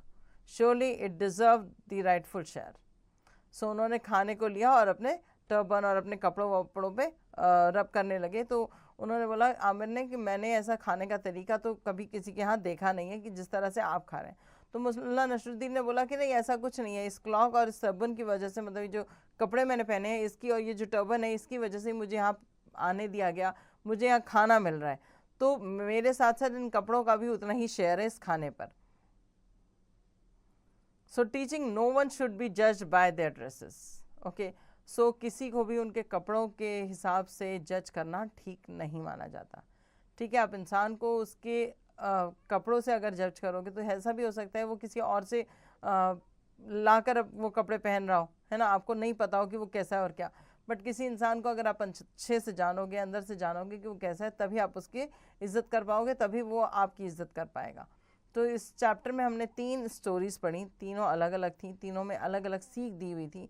और इन सीख से हमें क्या समझ में आता है कि पहली चीज़ तो हमारे साथ जो कुछ भी हो रहा है या हमारे आसपास जो कुछ भी हो रहा है ये सब भगवान का बनाया हुआ है, हम इसमें कोई चेंजेस नहीं कर सकते, इसलिए जो चीज़ जैसी है उसे गॉड के ऊपर छोड़ देना चाहिए। दूसरी चीज़, हमें लालच नहीं करना चाहिए। ठीक है, सेकंड स्टोरी थी जो हमारी द बोरोड पॉट, उसमें क्या था कि हमें लालच नहीं करना चाहिए। लालच करने जाओगे तो जो अपना है वो भी गंवा बैठोगे, है ना। और थर्ड जो था रॉयल बैंक्वेट, उसमें क्या था कि किसी को कपड़ों से जज ना करें। डोंट जज a book by its cover. अब किसी भी इंसान को, किसी भी चीज़ को उसकी ओवरलुक से जज करना गलत चीज़ होगी। ठीक है, सो होपफुली चैप्टर आपको समझ आ गया हो। बहुत अच्छी इंटरेस्टिंग सी स्टोरीज थी इसमें। आपको बहुत अच्छा मॉरल या टीचिंग इसमें दी गई है, जो सीख दी गई है वो आपको ज़रूर अपने साथ याद रखनी चाहिए। चलिए आगे इसके वर्ड मीनिंग्स देख लेते हैं। वंडर्ड, सरप्राइज्ड, डेलिकेट, टेंडर और soft, bald, hairless, forgive, forget, mistake, bonus, extra gain, banquet, feast और रैग्ड इन टॉर्न क्लोथ्स, मतलब फटे हुए कपड़े। ठीक है, brain tester. Answer zone A, tick the correct option. Number 1, what thing fell on Nasruddin bald head? A pumpkin, option A, B a leaf, option C है a walnut. सो नसरुद्दीन के bald head पे क्या गिरा था? आ वॉलनट, सी ऑप्शन। ठीक है, इस पे आप टिक करेंगे। रेस्ट आपको जो बाकी हैं वो आप खुद रीड करेंगे और उसके आंसर्स को फाइंड आउट करेंगे। Number B, fill in the blank with the help of the word given below. Pot, God, vine, dress, nature and turban, ये यहाँ पर वर्ड्स दिए गए, इनको आपको फिल करना है फिल इन द ब्लैंक्स में। नंबर 1 पे Nasruddin saw some dash planted in a nearby field. So उसने क्या देखा था, क्या प्लांटेड थे नियर बाय फील्ड में? वाइन्स प्लांटेड थे, वाइन्स। ओके, यहाँ नंबर 1 पे आप वाइन्स फिल करेंगे, रेस्ट ऑफ द पार्ट आपको खुद से फिल करने हैं। See, write T for true and F for false. Number 1, a walnut fail off the tree and stuck Nasruddin on his bald head. So this is a true answer statement, क्योंकि एक walnut जो था fall हुआ था tree से और stuck किया था नसरुद्दीन के बाल्ड हेड पे। So it's a true statement. यहाँ पर आप टी मार्क करेंगे, रेस्ट ऑफ द क्वेश्चंस को आप खुद रीड करेंगे और इसके आंसर्स को फाइंड आउट करेंगे। Match the following words with opposite word. Okay, यहाँ पर ऑपोजिट वापस आपको मैच करना है। ठीक है, जैसे नंबर 1 पे हेवन, हेवन मतलब होती है जन्नत, हेल मतलब होता है नरक। ठीक है, जहन्नुम जिसे कह सकते हैं आप। नंबर 1 को आप मैच करेंगे ई ऑप्शन से। नंबर 2 पे है स्ट्रॉन्ग, इसको आप मैच करेंगे डी ऑप्शन, वीक से। नंबर 3 पे है सरप्राइज, ठीक है, जिसका मतलब होता है कि आपको नहीं पता होना, और इसका ऑप्शन है ए, प्रिडिक्टेबल, मतलब आप जानते हैं कि ऐसा हो सकता है, ऑप्शन ए। नंबर 4 पे है बिलीफ, मतलब आप मानते हो कि ये सही है जो भी आपके सामने है। और नंबर बी पे है डाउट, मतलब आपको इस चीज़ पे अभी भी डाउट है। और नंबर 5 है इमीडिएट, मतलब तुरंत। और नंबर सी पे ऑप्शन है लेट, मतलब कि देरी से। तो इसको आप इस तरह से मैच कर लेंगे। नाउ यहाँ पर क्वेश्चन ई है, हु सेड टू हुम, किसने किससे कहा? ओ माई गॉड, नंबर 1 पे है oh my God, forgive me for questioning your ways, you are indeed wise. So number 1 पे नसरुद्दीन मुल्ला नसरुद्दीन ने ये बात कही थी किससे? गॉड से। ठीक है, इस तरह से आप बाकी क्वेश्चंस जो बाकी पार्ट्स हैं इनको रीड करेंगे और इनके आंसर भी आप खुद फाइंड आउट करेंगे। Answer the following question according to Nasruddin, on which tree should the pumpkin fruit be grown? On the walnut tree, क्योंकि walnut tree have strong trunk and strong branches, है ना। सो इसलिए he think that the pumpkin should be grown on, और pumpkin fruit be grown on walnut trees. So इसका पहले का answer यही था। इसको आप अगर और अच्छे से लिखना चाहते हो तो चैप्टर की जो पहली स्टोरी है उसमें ये बहुत क्लियरली लिखा हुआ है। जब यहाँ पर ये कहते थे, इन्होंने कहा था कि but I wandered why such a small walnut should be grown on such a huge tree with a thick stem or strong branches. These branches could easily carry a great pumpkin that grow on the weak and delicate vine in the field. इस तरह से आप यहाँ से answers जो find out करके लिख सकते हैं। Okay, rest of the part आप क्वेश्चंस जो है जो बचे हुए हैं ये आप खुद रीड करो और इनके आंसर्स को फाइंड आउट करो। Grammar zone, underline a common noun and circle the proper noun in the following sentence.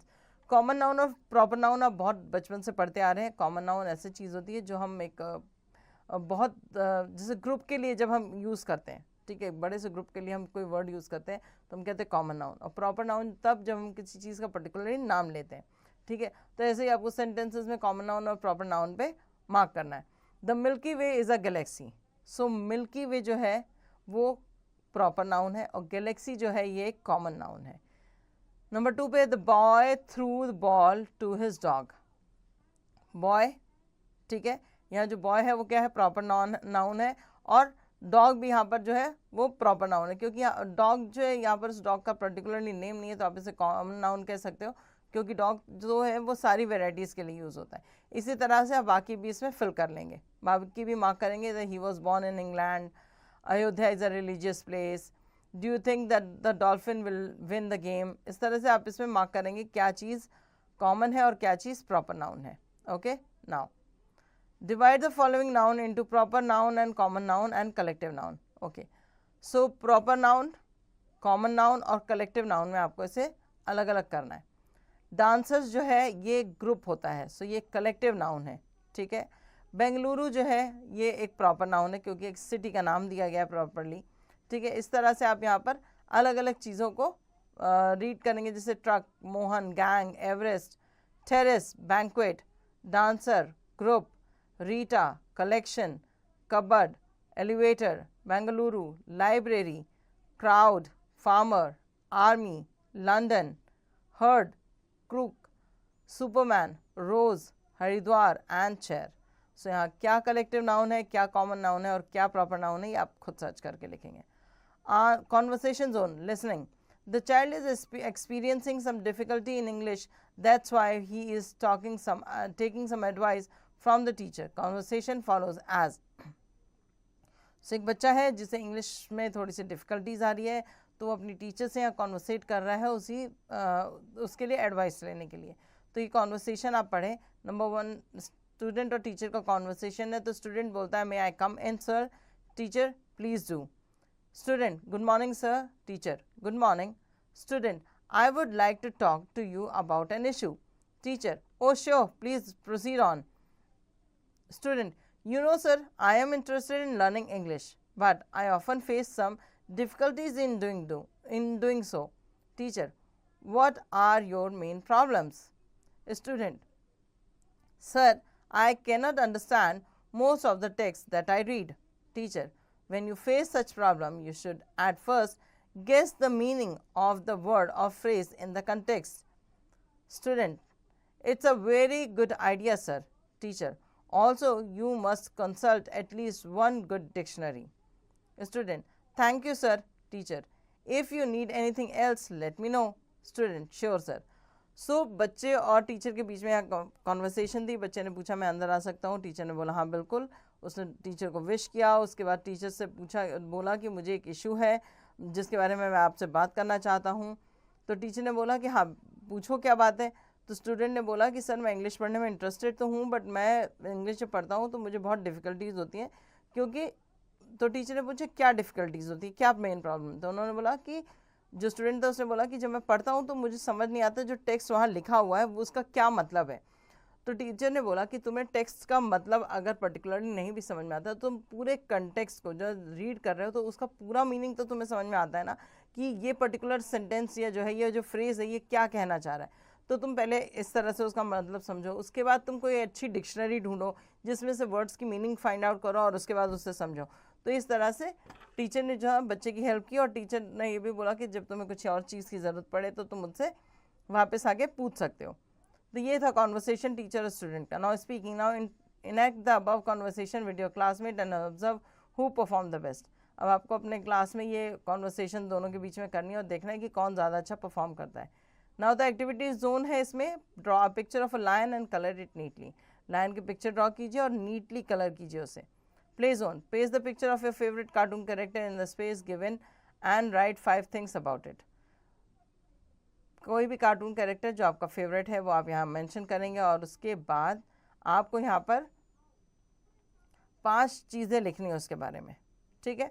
सो ये तो आपको बहुत फेवरेट काम होगा. आपको पता होगा कि आपको कौन सा कार्टून पसंद है, उसमें क्या क्या अच्छी चीज़ें हैं या क्या ख़राब चीज़ें हैं, कौन सी ऐसी इंटरेस्टिंग चीज़ें हैं जो उस कार्टून कैरेक्टर को आपका फेवरेट बनाती है. तो ये सारी चीज़ें आप इसमें मेंशन करेंगे. एंड होपफुली आपने चैप्टर अच्छे से समझ लिया होगा, तीनों स्टोरीज़ को, उनके टीचिंग्स को. पेंडिंग एक्सरसाइज जो बची हुई हैं, जितनी मार्क कराई गई हैं वो आपने कर ली होंगी और जो बची हुई हैं वो आप खुद रीड करेंगे. Chapter name, take care of your teeth. ठीक है, मुँह में हमारे जो दाँत होते हैं उनका ध्यान रखें. कैसे? क्योंकि दाँत अगर नहीं रहेंगे तो आप अच्छा खाना नहीं खा सकते हैं. अगर आपके माउथ में कोई किसी तरह की प्रॉब्लम शुरू हो गई तो आपको खाने पीने में हर चीज़ में बहुत दिक्कत आएगी. तो अपने दांतों का अगर अच्छे से ख्याल रखोगे तो लॉन्ग टर्म तक काफ़ी चीज़ें खा सकते हो, अच्छे से जी सकते हो, है ना. क्योंकि च्यूइंग प्रोसेस अच्छी नहीं होगी तो डाइजेशन में दिक्कत होगी, है ना. फिर हमारी बॉडी में ब्लड सर्कुल जो बनता है वो अच्छे से नहीं प्रॉपर हो पाएगा. सो अपने दांतों की देखभाल करना. इस चैप्टर में हमें बताया जाएगा कि किस तरह से हमें अपने दांतों की देखभाल करनी चाहिए. Let's warm up. Look at the body part and write how they help us. Okay, eyes से हम क्या करते हैं, nose, teeth, ear and hand. इन 5 चीज़ों के बारे में आपको यहाँ पर लिखना है कि ये हमारी कैसे हेल्प करते हैं। ओके, चलिए शुरू करते हैं। कैसे कि क्या है इस चैप्टर में पढ़ते हैं, कैसे हमें बताया गया कि हमें कैसे अपने दांतों की देख रेख करनी है। One morning Rahul got up with a terrible tooth एक सवेरे राहुल उठा अपने बहुत भयंकर दांतों के दर्द के साथ। He had been ignoring it for few days. वो इसे बहुत दिनों से इग्नोर कर रहा था, थोड़ा थोड़ा दर्द हो रहा था, वो इग्नोर कर रहा था। He complain to his mother and finally decide to visit the dentist although he was afraid. उसने अपनी मम्मी को इस बारे में बताया और डिसाइड किया कि मैं डेंटिस्ट के पास चलेंगे, मगर वो इससे थोड़ा डरा भी हुआ था। His mother took an appointment with the dentist and they went to the clinic after school. और उसकी मम्मी ने अपॉइंटमेंट लिया डॉक्टर से और वो लोग स्कूल के बाद फिर क्लिनिक गए। After Rahul spoke with the dentist he realized how awfully he had been treating his teeth.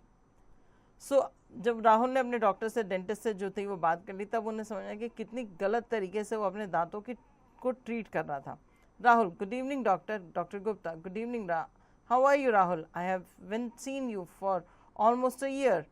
सो राहुल जो था उसने विश किया डॉक्टर को गुड इवनिंग, डॉक्टर ने भी उसे विश किया और उससे पूछा तुम कैसे हो, मैंने तुम्हें 1 साल से देखा नहीं है। Rahul, I know doctor, I have been very busy with school. For a few days I have had this terrible toothache. फिर राहुल ने बोला कि हाँ डॉक्टर मैं जानता हूँ, मैं बिज़ी था स्कूल में इसलिए मैं नहीं मिलने आ पाया, और मगर कुछ दिनों से मुझे बहुत ही खतरनाक या दर्द जो है ना, बहुत भयंकर वाला दर्द जो हो रहा है वो हो रहा है इस दांतों में। Doctor Gupta, all right relax, let me see what's wrong with your teeth, please sit on the chair. So उन्होंने बोला कि ठीक है कोई बात नहीं, रिलैक्स करो, देख लेता हूँ तुम्हारे दांतों में क्या दिक्कत है, चेयर पे बैठ जाओ। After checking his teeth, doctor Gupta, Rahul it's bad news, 2 of your teeth have begun to decay. Rahul, decay? What's that? Dr. Gupta, we say a tooth is decaying when it become weak or begin to rot. Okay? So doctor Gupta ने उसे बोला कि राहुल तुम्हारे लिए एक बुरी खबर है, तुम्हारे 2 दांत जो है वो ख़राब हो रहे हैं, डिके हो रहे हैं। सो राहुल ने बोला कि डिके का क्या मतलब है, तो डॉक्टर गुप्ता ने बोला डिके का मतलब ये होता है जब आपके दांत कमज़ोर होना शुरू हो जाए या सड़ना शुरू हो जाए। ठीक है Rahul, how did that happen, ये कैसे हो सकता है। Doctor Gupta, you see after you eat something plaque से plaque which is a layer of bacteria stick to your teeth. ठीक है, जब भी आप कुछ खाते हो तो आपके जो दांत होते हैं उनमें जो आपका खाना लगता है, सॉल्टी, स्वीट, जो कुछ भी है, उसके ऊपर एक पूरे प्लाक की लेयर आ जाती है, मतलब एक कीड़ों बैक्टीरिया का पूरा लेयर कवर कर लेता है उसे। राहुल, व्हाट हैपन्स देन, उसके बाद क्या होता है। Doctor Gupta, Rahul, what will happen if you drop bite of paper on small glue on some glue. तो डॉक्टर गुप्ता ने बोला राहुल से कि क्या होता है जब एक छोटे से मतलब ग्लू का एक ड्रॉप है उसके ऊपर तुम्हारा कोई पेपर गिर जाए तो। Rahul, the bit will stick to the glue, तो उसने बोला जो कागज़ का टुकड़ा है वो वहीं ग्लू के साथ चिपक जाएगा। Doctor Gupta, exactly in the same way these bacteria that form the plaque grow and attract more germs. Also, when you eat sweet, the sugar also stick to the plaque.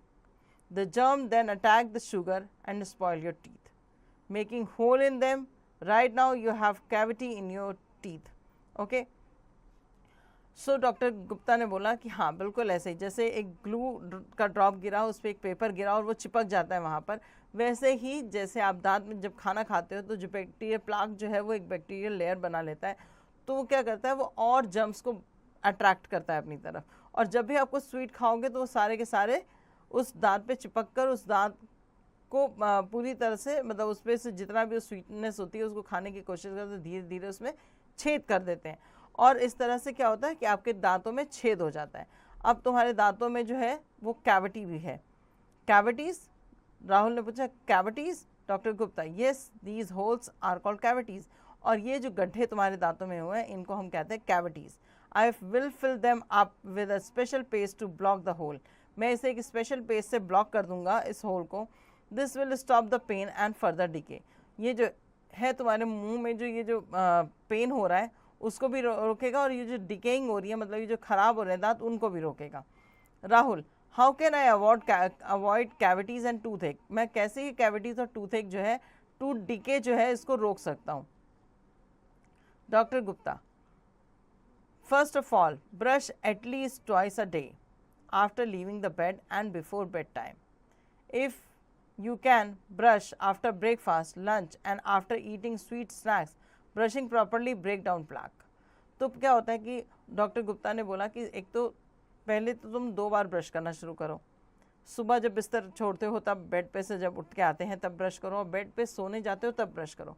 अगर तुम हर मील के बाद अगर ब्रश करोगे तो क्या होगा, तुम्हारे जो दांतों पे प्लाग लग रहा है वो नहीं लगेगा, ठीक है, वो उसको ब्रेक कर देगा, तोड़ देगा। Rahul, how should I brush my teeth, उसने पूछा कि मैं अपने दांतों को ब्रश कैसे करूं? Doctor Gupta, brush all of your teeth, not just the front one. सारे दांतों को ब्रश करना है, सिर्फ आगे फ्रंट के 4 दांतों को ब्रश करके काम नहीं चलेगा। Spend some time brushing the teeth on the side and in the back, side से भी दांतों को ब्रश करना है और बैक साइड से भी दांतों को ब्रश करना है। Brush away from your gums in a circular motion, और ब्रश कैसे करना है, सर्कुलर मोशन में ब्रश करना है, और इस तरह से ब्रश करना है। गम्स से ब्रश करने से क्या होता है, ऊपर से आप प्लाक्स को हटाना शुरू करते हैं और नीचे दांत की तरफ आते आते तक वो प्लाक जो है वो टूटना शुरू होंगे और नीचे की तरफ गिर जाएंगे।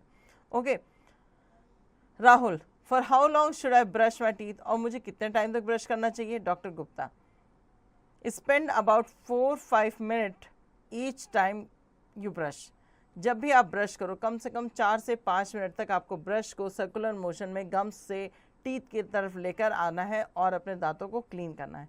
Make sure you have a brush with soft bristles and change it every 3 month. Soft bristles वाले ब्रश हों और हर 3-3 महीने पे इन्हें चेंज करते रहो। Some toothbrush comes with bristle that change colour when it's time to change them. कुछ ऐसे भी टूथ ब्रश होते हैं जिनको हम इस्तेमाल करते हैं जब तो वो क्या होता है, उनके चेंज होता है, उन ब्रिसल्स के कलर चेंज हो जाते हैं, तो समझ में आ जाता है कि अब इन्हें चेंज करने का टाइम आ गया है। Rahul, is there anything else I can do? Doctor Gupta, yes, floss your teeth.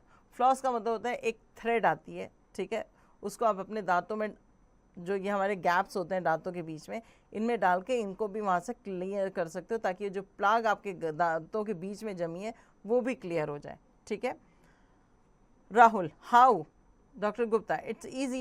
Buy some dental floss and slip the floss between each tooth and remove the food stuck between your teeth. Flossing will take out the food which brushing cannot. So floss से क्या होता है, जो दांतों में खाना फंस जाता है वो क्लियर हो जाता है, ठीक है। ब्रश से भी कई बार वो खाना नहीं निकलता क्योंकि ब्रिसल्स जो होते हैं हमेशा उस पर्टिकुलर जगह पे नहीं जा पाते, तो फ्लॉस जो है वो हम उस पर्टिकुलर जगह पे ले जाते हैं और उसको पकड़ के क्लीन कर लेते हैं अपने दांतों को। तो डेंटल फ्लॉस जो है ये आप आराम से आप किसी भी डेंटल जो मेडिकल शॉप होती है वहाँ से खरीद सकते हैं। Rahul, thank you doctor Gupta. When should I visit you next, कब मैं आपको अगली बार मिलने आ सकता हूँ? Doctor Gupta, to keep your teeth healthy you must get a checkup done every 6 month.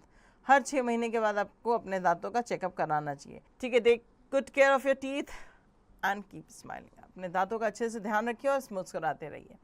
सो ये एडवाइस डॉक्टर गुप्ता ने आप सबके लिए दी है, तो आप सबको ये चीज़ें फॉलो करनी है। आप फ्लॉस लेकर आइए, अपने दांतों में से बचा हुआ खाना, चिपका हुआ खाना निकालिए। ब्रश में हर बात ज़रूरी नहीं है आप पेस्ट लगाओ, पेस्ट का इस्तेमाल आप अर्ली मॉर्निंग में या नाइट के टाइम पे कर सकते हो ताकि माउथ में एक फ्रेशनेस रहे।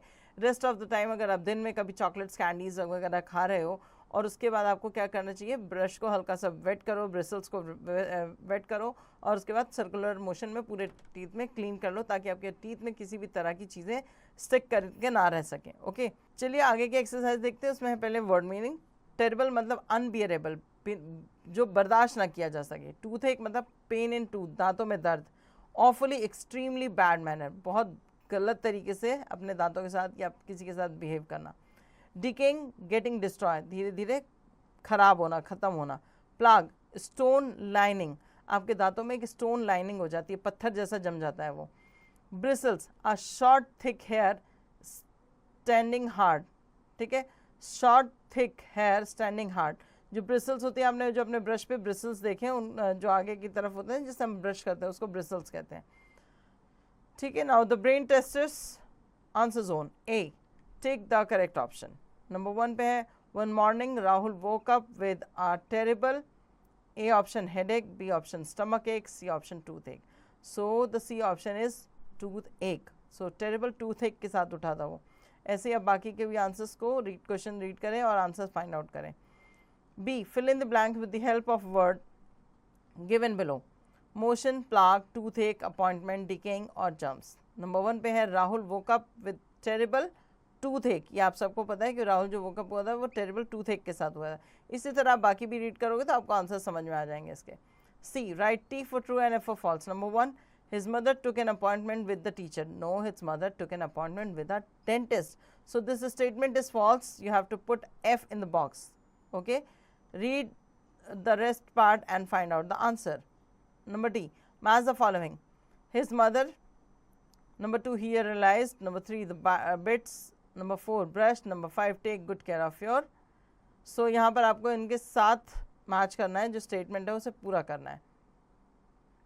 His number 1 पे his mother made an appointment, matches with D. Okay, he realized how awfully he had been treating his teeth, matches with E. The bits will stick to the glue, so it matches with A. And number 4, brush at least twice a day, matches with B. And number 5, take good care of your teeth and keep smiling, matches with C. Okay, now who said to whom, किसने किससे कहा how are you Rahul? So this doctor Gupta said to Rahul. तो ये doctor Gupta ने कहा था राहुल से। Okay, so यहाँ पर आप इसको ऐसे मार्क करेंगे, रेस्ट आप खुद रीड आउट करिए और फाइंड आउट कीजिए कि ये किसने किससे कहा था। F answer the following question. Number 1, what happened when Rahul woke up one morning. एक सवेरे क्या हुआ जब राहुल जगा, he woke up with a terrible toothache. Okay, one morning when Rahul woke up, he woke up with a terrible toothache. So यहाँ पर आप इसको ऐसे मेंशन करोगे। रेस्ट क्वेश्चन का रीड करिए, इसके आंसर्स जो हैं वो आपको चैप्टर के अंदर ही मिल जाएंगे। Okay, grammar zone, fill in the blanks with suitable conjunction from the box. So but and because को यूज़ करके आप, कंजक्शंस क्या होते हैं, दो अलग सेंटेंसेस, अलग वर्ड्स को जब हम जोड़ना होता है तो हम इनका इस्तेमाल करते हैं। She is rich but she is not happy. वो रिच है मगर वो खुश नहीं है। ठीक है, जैसे मैंने आपके लिए फर्स्ट जो है एग्जाम्पल के तौर पे करके बता दिया, ऐसे ही आप बाकी रेस्ट ऑफ द पार्ट को भी खुद कर लेंगे। मैच द सिमिलर मीनिंग, यहाँ आपको सिमिलर मीनिंग वाले वर्ड्स को मैच करना है। ओके, तो चलिए देखते हैं। नंबर 1 पे है रिप्लेस, नंबर 2 पे है स्टैचू, नंबर 3 पे अनसीन, नंबर 4 पे है क्यूरियस, नंबर 5 पे है स्पॉट। ओके, यहाँ पर आपको नंबर ए ऑप्शन है हिडन। ठीक है, जिसको आप मैच करेंगे सी 3 से। अनसीन, अनसीन और हिडन का मतलब सेम होता है। फाइंड मतलब ढूंढ लेना, तो इसका आप मैच करेंगे नंबर 5 से। स्पॉट मतलब फाइंड। एनेक्शियस, इसको आप मैच करेंगे क्यूरियस से, नंबर 4। आइडल, आइडल मतलब होता है स्टैचू, नंबर 2 से आप मैच करेंगे। और चेंज मतलब होता है रिप्लेस, नंबर 1 से मैच करेंगे। ठीक है, तो बी और ए को आप इस तरह से मैच करेंगे। Read the given passage carefully and answer the following question that follow. मैं आपके लिए पैसेज रीड कर देती हूँ और एक आंसर बताऊंगी। रेस्ट ऑफ द पार्ट आप खुद से ढूंढेंगे, क्योंकि ये अनसीन पैसेज है जिसे आपने कभी पढ़ा नहीं, जानते नहीं, बट आपको खुद से पढ़ना है, खुद से समझना है और खुद से इसके आंसर को फाइंड आउट करना है। ठीक है, तो चलिए शुरू करते हैं। One day Alice was lying under a tree listening to her sister reading a story. एक दिन एलिस जो थी वो एक पेड़ के नीचे लेटी हुई थी और अपनी बहन को स्टोरी रीड करते हुए सुन रही थी। Suddenly she saw a white rabbit scamper by. उसने सडनली देखा कि एक वाइट रैबिट जो था वो वहाँ से फुदकता हुआ आगे गया। He had pink eyes and was wearing a blue coat. और उसने देखा कि उसकी पिंक आइज थी और ब्लू कलर का कोट पहना हुआ था उसने। He took out a big watch from his waistcoat pocket and as he hurried away he said, oh dear I will be too late. उसने अपने वेस्ट कोट जो था उससे एक बिग सा वॉच निकाला, उसे देखा उसमें टाइम और बोला, वो रैबिट ने ये सब बोला। रैबिट ने बोला कि अरे ओ डियर मैं तो लेट हो गया, मैं भी लेट हो गया। She thought there was something very different about this rabbit. तो जो एलिस थी उसको बहुत अलग लगा ये रैबिट, क्योंकि उसने एक कोट पहना हुआ था, वो बोल रहा था, उसके पास वेस्ट कोट में एक वॉच थी। इट कुड टॉक, वो बोल सकता था। It wore a red waistcoat and it carried a watch. और उसने एक वेस्ट कोट पहना हुआ था और उसमें एक वॉच भी थी। सो कुछ तो डिफरेंट था। आपने कभी ऐसा कोई रैबिट देखा है जिसने प्रॉपर ह्यूमन की तरह ड्रेसिंग की हो, उसके पास वेस्ट क्लॉक हो और प्लस वो बोलता भी हो, नहीं ना, तो ऑब्वियसली बात है ऐसी किसी भी चीज़ को देखकर आप थोड़े से आश्चर्यचकित होगे और कोशिश करोगे जानने की कि ये क्या चीज़ है और कहाँ जा रही है। सो नंबर 1 पे एक क्वेश्चन है, वेयर वॉज एलिस लाइंग।